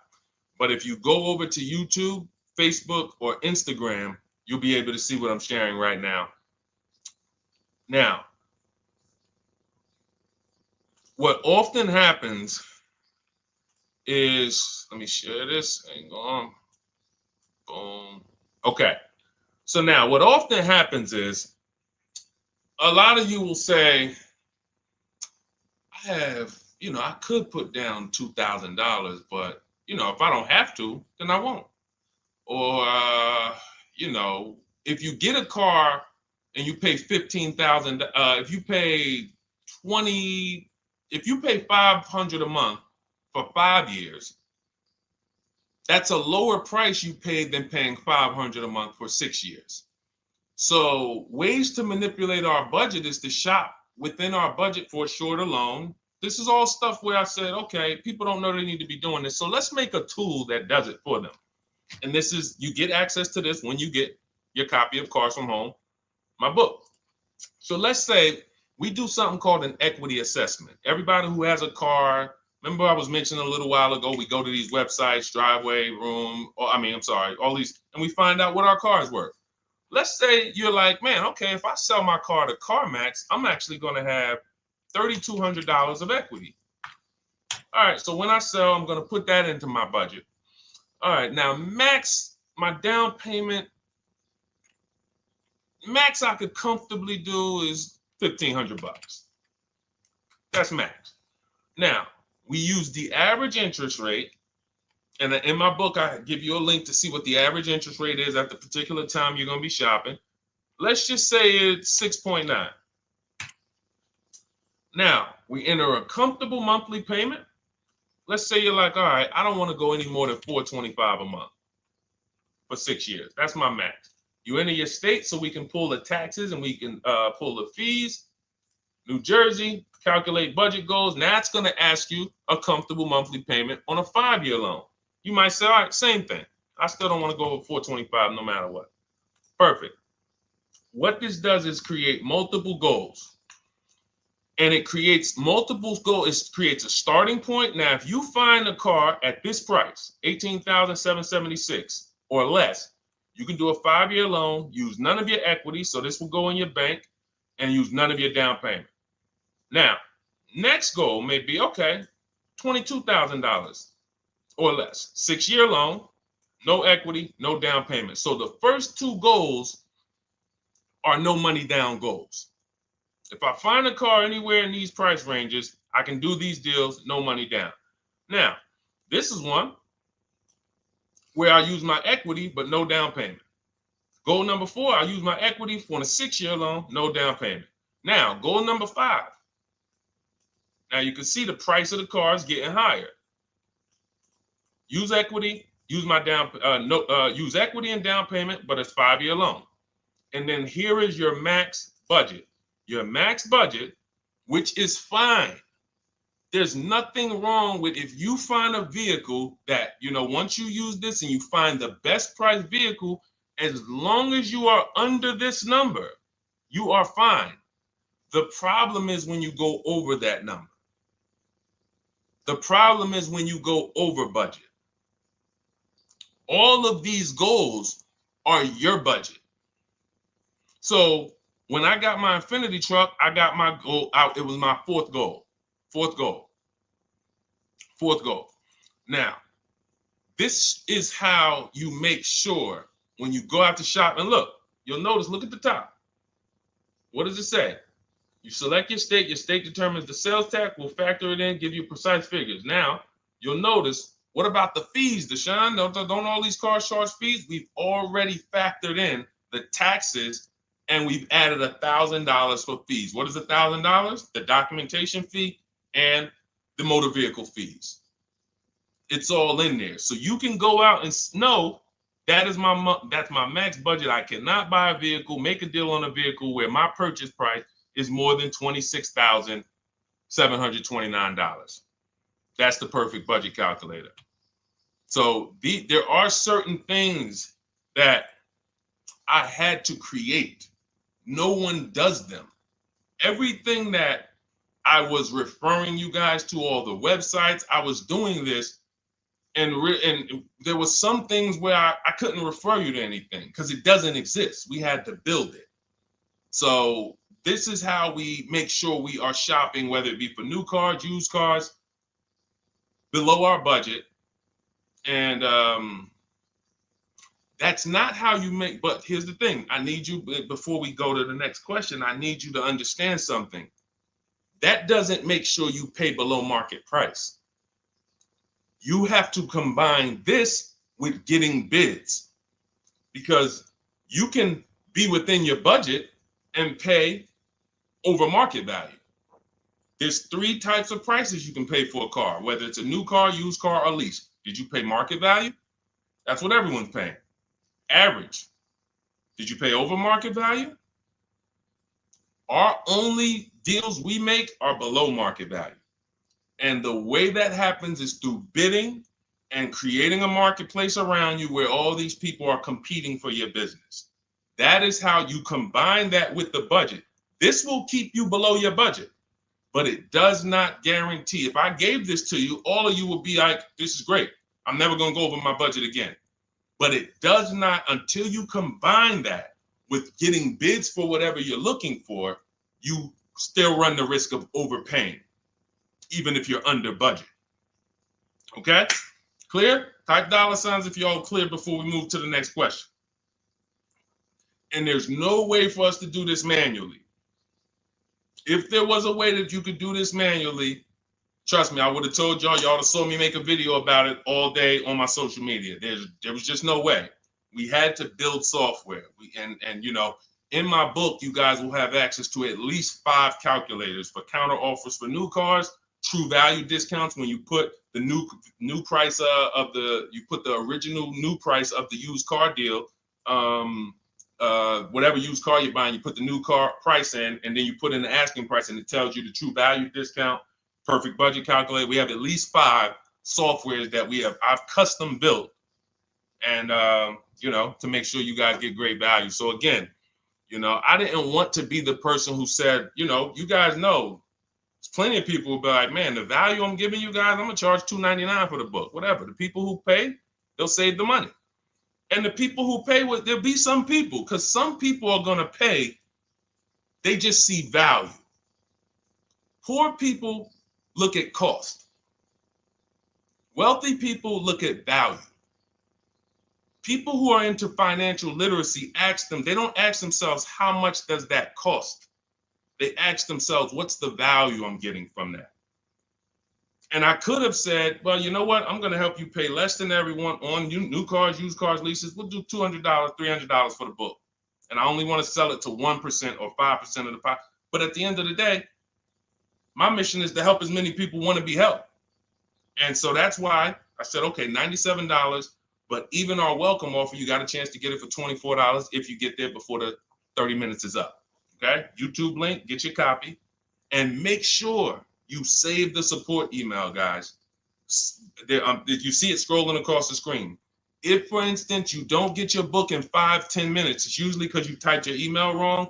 Reach out to my support team. They'll get you the book immediately. And soon as you pay, go to TikTok. Look, y'all see the links. Go to my bio on YouTube and Instagram. Get your copy. And as soon as you pay your $24, there's going to be a page that says screenshot this page. Right on that page, you can access your book. I want you to have the book immediately, but I also, in case some of you type wrong, big thing, we fat finger stuff. I want you to have the support email so that you can reach out to my team so we can make sure that book is in your inbox so you can use it and start saving money and building confidence. Okay, Dolan, next question, man. Let's keep it rolling. Okay, there's something about Mary on Instagram. I bought a car as is, and in less than a month, motor lock, can I sue for selling me a lemon? I'm not a lemon law attorney, but that is not what a lemon law case is based off of, in my understanding. Lemon law case is based on you buying a vehicle and the same thing continuing to go wrong at least 3 times. That's a general overview of, what the lemon law process is. And if y'all are enjoying the broadcast on TikTok, can y'all just double tap the screen and keep running those likes up? Every time y'all do that, y'all help TikTok bring more people here, and I appreciate it. If you're going to spend some time with us and, every time just you hear something you like and you're like, man, we got to share this. Oh, and shout out to Madhu for sharing. Here's the thing. I made a video about this the other day because a friend of mine got a used vehicle and the transmission went out on him in about a month. So it wasn't the engine. But when you buy a vehicle as is, it's very tough for you to have any recourse, anything that you can do, because you're signing a contract that specifically says as is. It's very tough.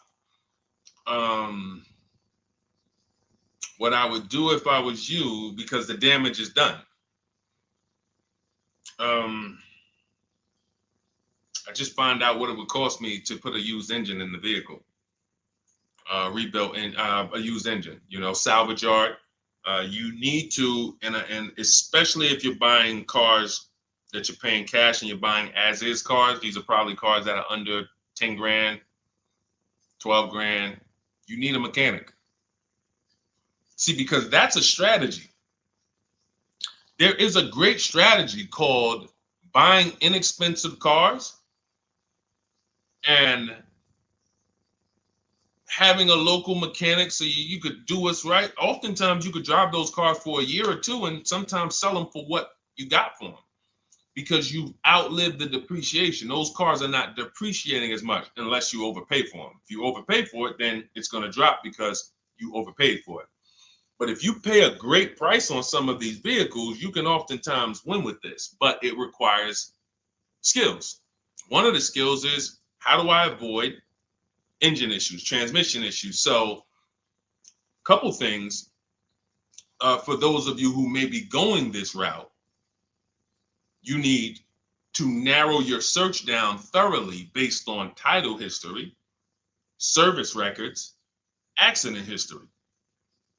That oftentimes you'll see, if I typed in right now 2018 Subaru Outback longevity.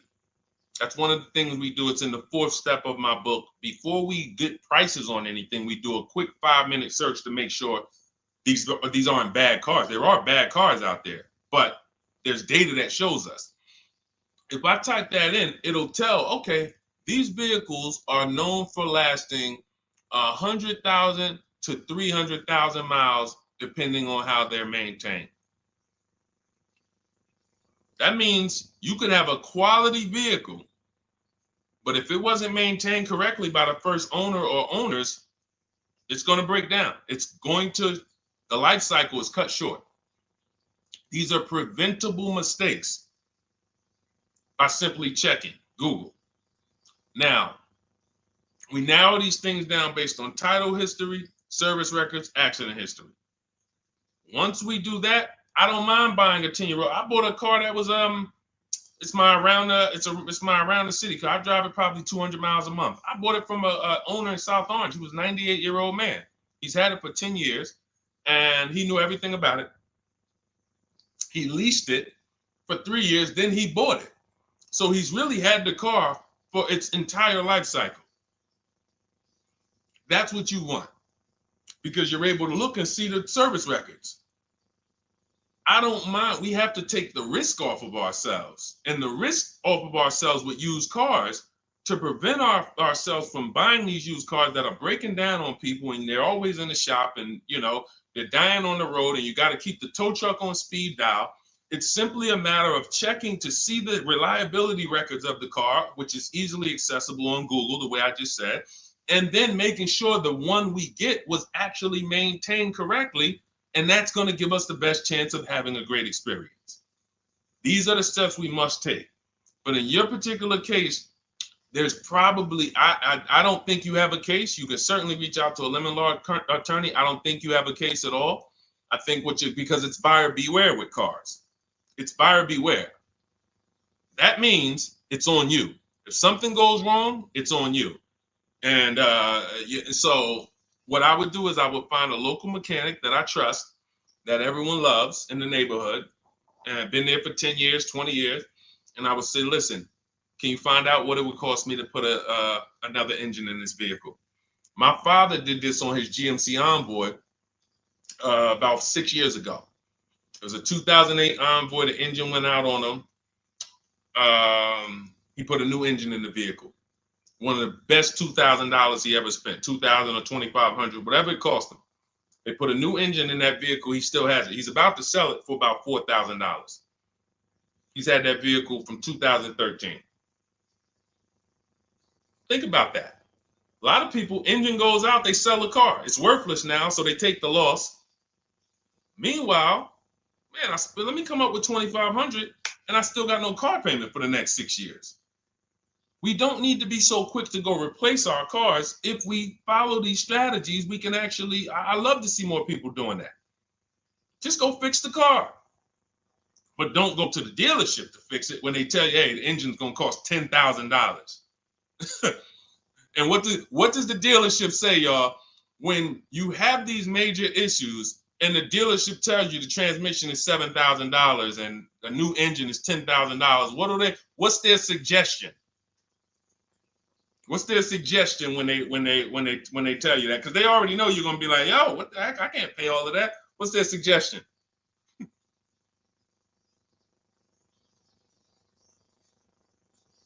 see, let me give y'all some time to type. I just want y'all to know, this is how the system works. So I know somebody. Look, thank you, J. June. Trade it in. Thank you. You see how we can? Oh, look, N.Y. Anderson, buy a new one. So what they do is, exactly, Victoria, they're going to suggest a new vehicle. So if we know, now watch this, as your vehicle is worthless, you don't have any opportunity to put it on a competitive market to see Well, how much would somebody pay for that? They've already assessed the value, and they want to structure your deal, have you take that major loss for that engine. They're going to put the engine in for a lot less than that, and they're going to resell it, and now they sold you another car. When you could have just literally went to a mechanic, got a rebuilt or got a used engine, put in that vehicle, cost you $2,500, maybe $2,000, and literally you're on the road for another couple years with no car payment, keeping money in your household versus now I'm in another $400 a month payment. Okay? This is what it's about. And if you're like Deshone, well, I don't want to keep a car that long. We talked about you earlier. You shouldn't be buying cars. Because the keepers on here who keep cars 8 years, 10 years, who has a car they've had in their driveway for more than 8 years? Type the number of years. I want to explain something we're gonna help a couple people learn a lesson here about themselves, because they're gonna be like, they're gonna realize they're not keepers. Look, look, we need to show people, because some people think, oh, I keep my cars a long time. I keep them about 6-7 years. We need to show that that's not a long time in the world of cars and depreciation. So Michael, 15 years. Michael got a car that he's had for 15 years. Let's go. Type the number of years you've had it if it's more than 8. Look, Vancia, 11 years. Let's see. See, a lot of people don't keep their cars. Look, N.Y. Anderson said, I drove my last car 14 years. All right, Connie, 15 years. She has a 2004 Chevrolet. Tony on Facebook, 2006. Now, watch this, y'all. If you ask me, Deshone, what's the way to get the most money out of a vehicle? It's to do what they're doing. Tanaya, 9 years. No, Renata, not less than 8. Not less than 8. We're trying to put you into a different cat. We're trying to help you see the category you should be in. Look, 9 years. Donna, 15 years. What's so important for y'all to see about these people is that they have beat depreciation. And that means whatever their vehicles are worth today, a year from now, they're going to be worth about the same. If their vehicles are worth $4,000 today, a year from now, they'll be able to still sell it for about $4,000. But the thing is, they're trying to get the most money out of it because the cost of replacement is expensive compared to what they're doing.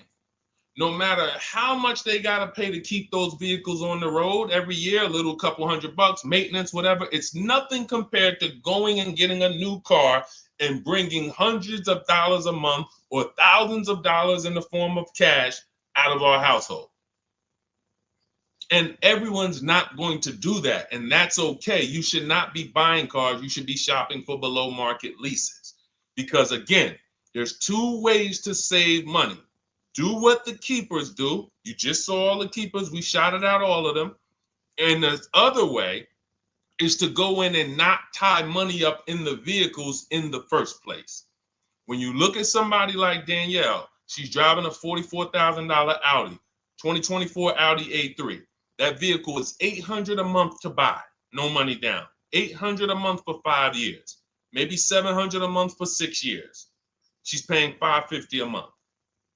She didn't tie up the money in the first place. That's the name of the game with leasing. Bonita on her Telluride. This is also to show you it doesn't matter what the market does. The market could be up or down. We're going to pay less than everyone. This is Bonita. She got a Kia Telluride during the pandemic when everybody was paying ridiculous prices. That's why I show her 2022. Look at the date. She said, I'm driving my dream vehicle, $600 a month. People were leasing. And I know if somebody watching this and they're like, if you leased a Kia Telluride during the pandemic, you are not paying what she's paying with no money down. I know it. I know it. People were DMing me, Deshone, I want a Telluride. They want $900 a month for them. I know people weren't paying $600 a month, but she came in, used our bidding system, used the same strategies you're going to have access to in my digital book. She got $600 a month from home without being in a dealership. Her dream vehicle. This is how you win. You're either going to not tie up your money in vehicles. You're going to drive new vehicles that don't have problems because they're always under warranty and you're paying cents on the dollar compared to people purchasing. Or you're going to be a keeper like Michael and like Donna and like the people who said, okay, I'm keeping my vehicle this long. That's why in my book, it's 7 steps. But the first step is to ask yourself how many years you're keeping your next vehicle. That is the first question I would ask you if you and I were shopping together. My first question to you would be, Michael, how many years you want to keep the next vehicle? 8 or more or less than that? If you said to me, Deshone, I'm going to keep it at least 8. All right, let's go for the purchase. New or used, depending on budget, but we're purchasing. We need to find a below market purchase. If you said, Deshone, I'm 6 years max. I can't see myself keeping a car more than 6 years. All right, we're going to shop for a below market lease. Because the money you're going to spend in a below market lease, when you get these below market lease deals, not commercial leases, not what you see on advertisements. Those are ridiculous prices. We don't pay those prices. None of these people that you see, Greg, Charles on his Palisade, none of these are advertisements. They're thousands less. But when you're putting money in the cars and you're driving brand new cars, this is how it was for me when I was 22. This started for me at 22. I was working for Pontiac, and I leased a brand new Pontiac G6. It was $256 a month. $256 a month. It was like a $21,000 vehicle. Same time, I had a friend of mine. She got a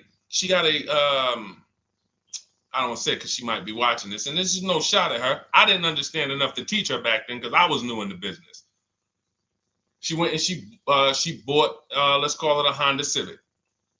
Now my car was bigger because the G6 was a mid-size vehicle. The Honda Civic is a compact vehicle, but she bought it. $20,000 vehicle, 22, whatever it was at the time, paying almost $500 a month. Like, that's a $500 payment. That's what it is. So my young household, I got a newborn daughter. I got a new car I'm paying $256 a month for. Same time, it's got families around me. They're in their 20s, but they're paying $500 a month. This is what showed me, wait, something's going on. And I never stopped. I bought a used car at that time. But since I've had 4 Infiniti leases, I've had a Jeep Grand Cherokee lease, and people always think, D, you must be paying ridiculous money. I see you get new cars every 3 years, but they don't. I'm driving $40,000 cars, $45,000 vehicles. I never paid over $400 a month. Not one of my lease payments was ever.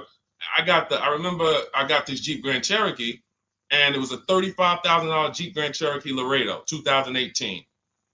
When I got my offers, the best offer was $330 a month. 12,000 miles per year.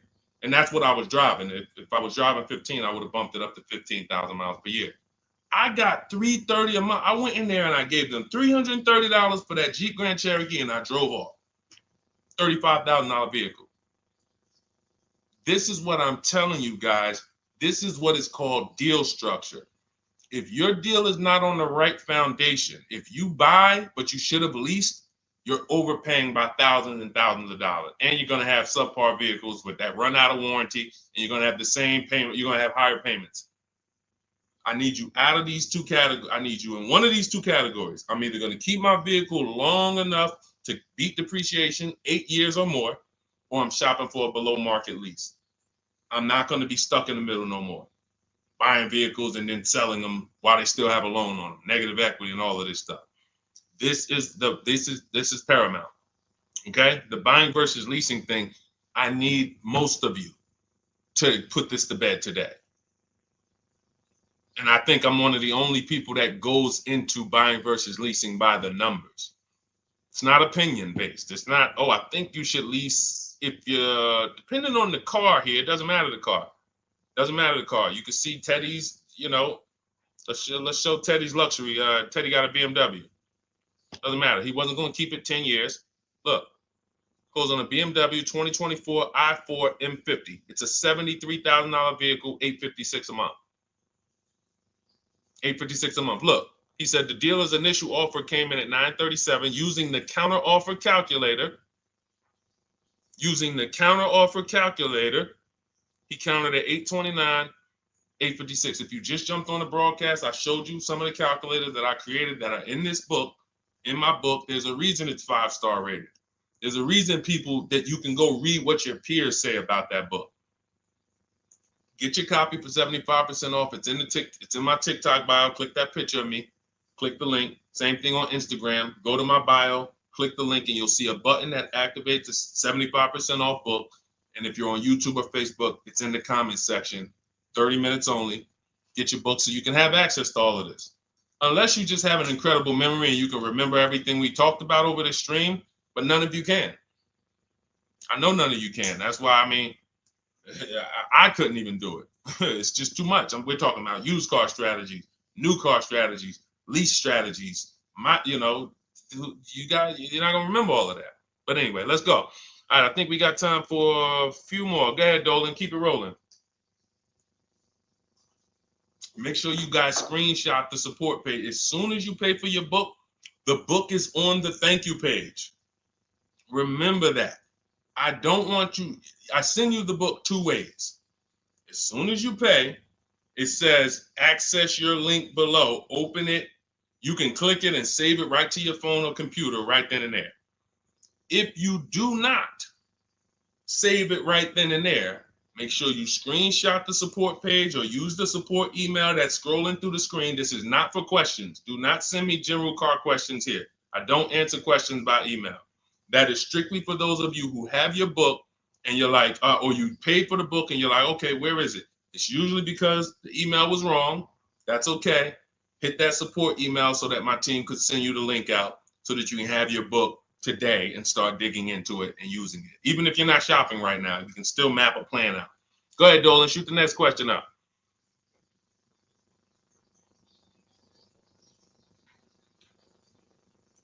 All right, this is Victoria from TikTok. Any tips for how I can get the highest trade-in value for my existing vehicle? Of course, bids. Bids. First of all, you just said a curse word. You may not know, but we don't use that T word here because you're never going to get anything. You're not going to get a max value for anything trading. We are fortunate that we have the opportunity to get bids from cash buyers in the market. And I'm not talking about cash buyers like Facebook Marketplace where a person, it's one of your neighbors from your town coming to look at your car. I'm talking about institutional cash buyers. People who cut a check instantly and, they do an inspection. That Jeep Grand Cherokee I sold to CarMax, they were the highest bidder 3 years ago during the pandemic. I'm not going to tell you what I made because those values don't exist anymore. So it just doesn't even make sense. But, those of you who were watching my videos earlier 3 years ago or using my tips, you guys cashed out and made ridiculous money. When corporations were trying to make money on people, we made money too.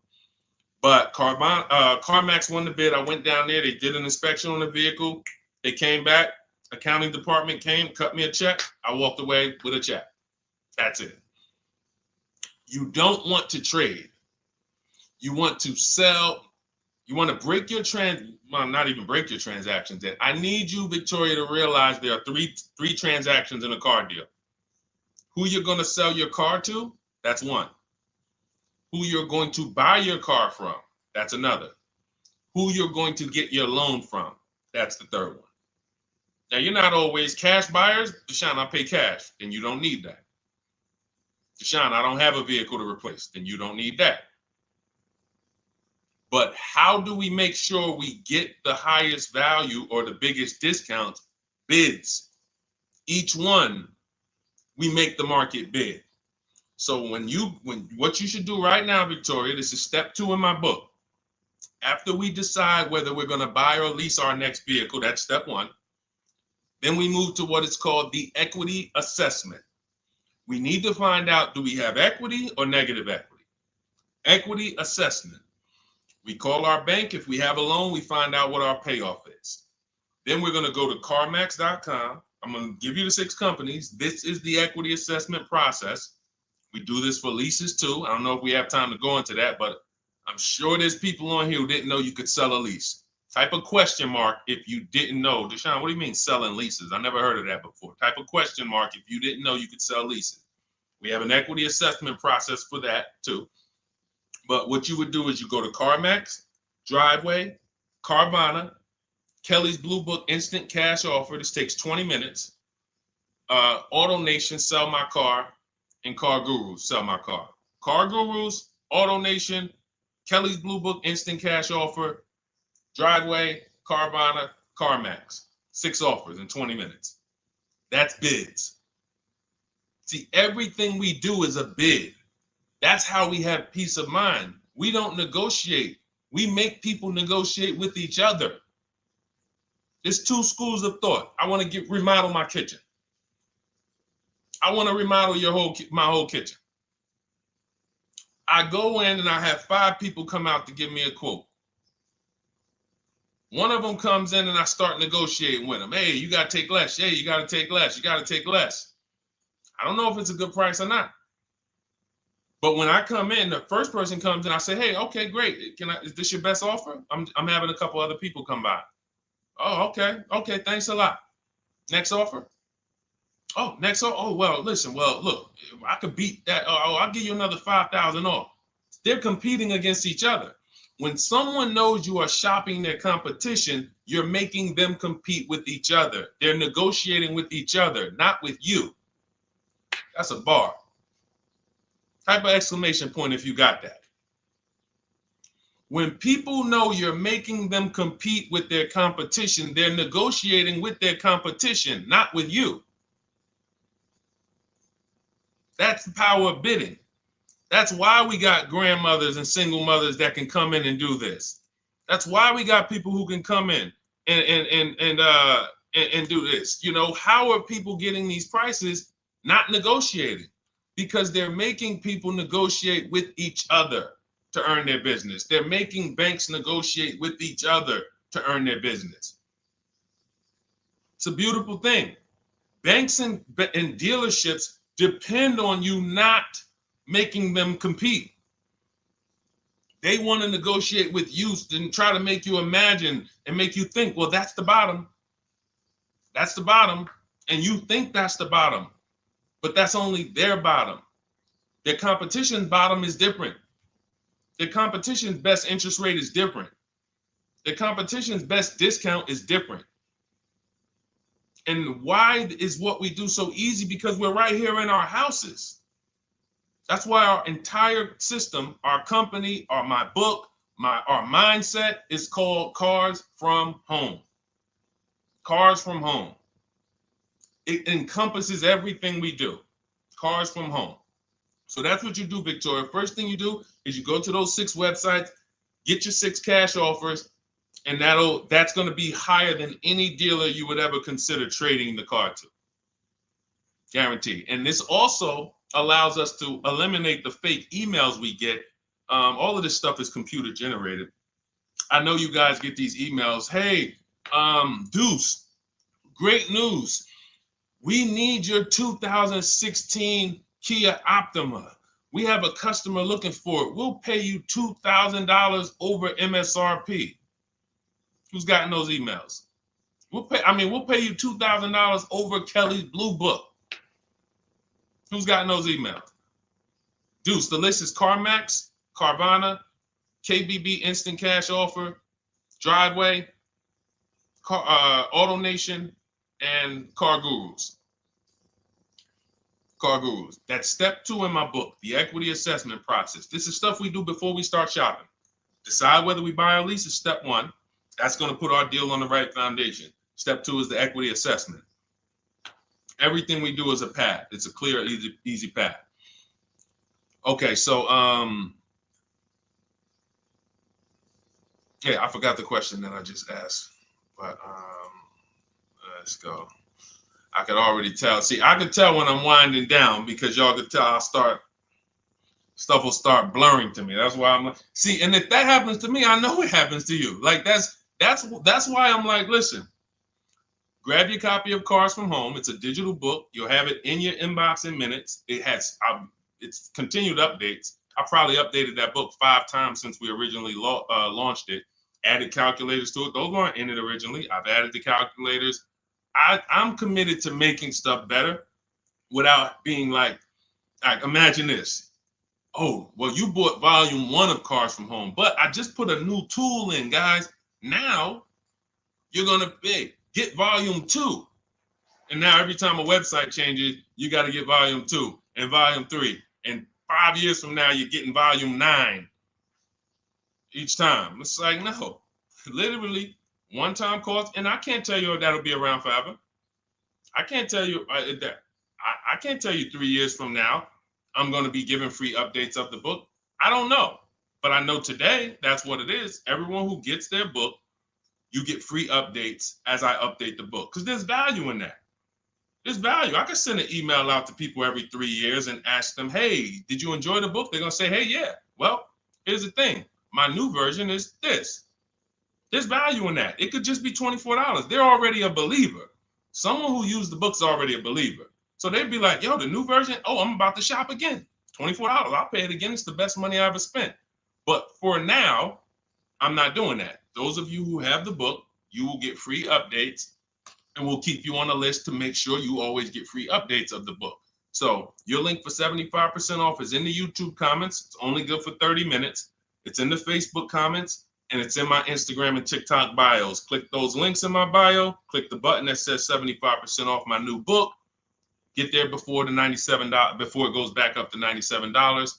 And make sure you save the support email, guys. Screenshot the support email. It's scrolling across the bottom of the screen. If that book is not in your inbox in 5 minutes, I want you to email my support team. Make sure you check your spam. And I also want you to, as soon as you purchase, you'll see, I say, hey, access your book below. So there's a link where you can click, open it up, get your book immediately if you want to download it, but I also email you a copy.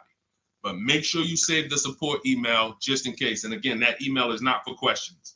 Okay, it's not for car shopping questions, nothing like that. That's only to make sure you get your book.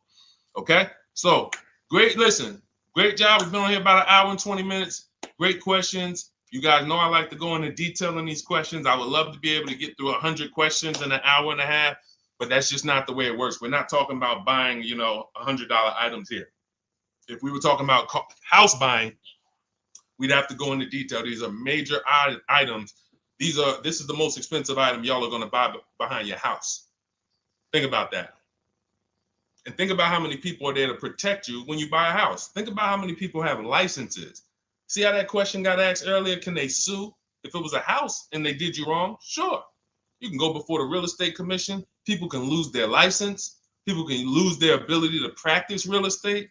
If they did something unethical, you can bring them before a court and a judge, and you can have recourse. You can get, justice. Cars, you got nobody. No one's licensed. The person who's helping you buy your car that you're sitting there negotiating with, which I want you to stop, they might have just got that job. And they didn't get that job because they're a finance expert and they're someone who understands how to help you, because they're not going to ever make you compete against. They're never going to put you in a position where you can make them compete. They'll say, hey, let's negotiate. But here's the thing. That person just got a job because, you know how many people walked in a dealership with a good smile and a good personality? 2 weeks later, they're selling cars. These are the people that are helping you. They're not licensed. They didn't go through school. They didn't go through ethics training. They didn't go through any of this stuff that realtors and brokers have to go through to help you buy houses. So when you get your car, it is on you. That's why you want me working with you. You want my blueprint. You're not by yourself. You're watching my videos. Once you get my book, you can stop watching my social media videos. I don't want you watching my social media videos if you have my book. It's just going to confuse you, because what my social media videos do is warn you what not to do. That's what my social media videos do. Don't do this. The worst thing you could do is this. The worst thing you could do is this. Don't do this. My book is teaching you what to do. It's telling you what to do. It's not an education book. It's a do this first. Step 1, do this, do this, do this. Step 7, hey, congratulations, we're taking delivery. We're not focused on that. So once you get my book, you don't have to watch my social media videos ever again.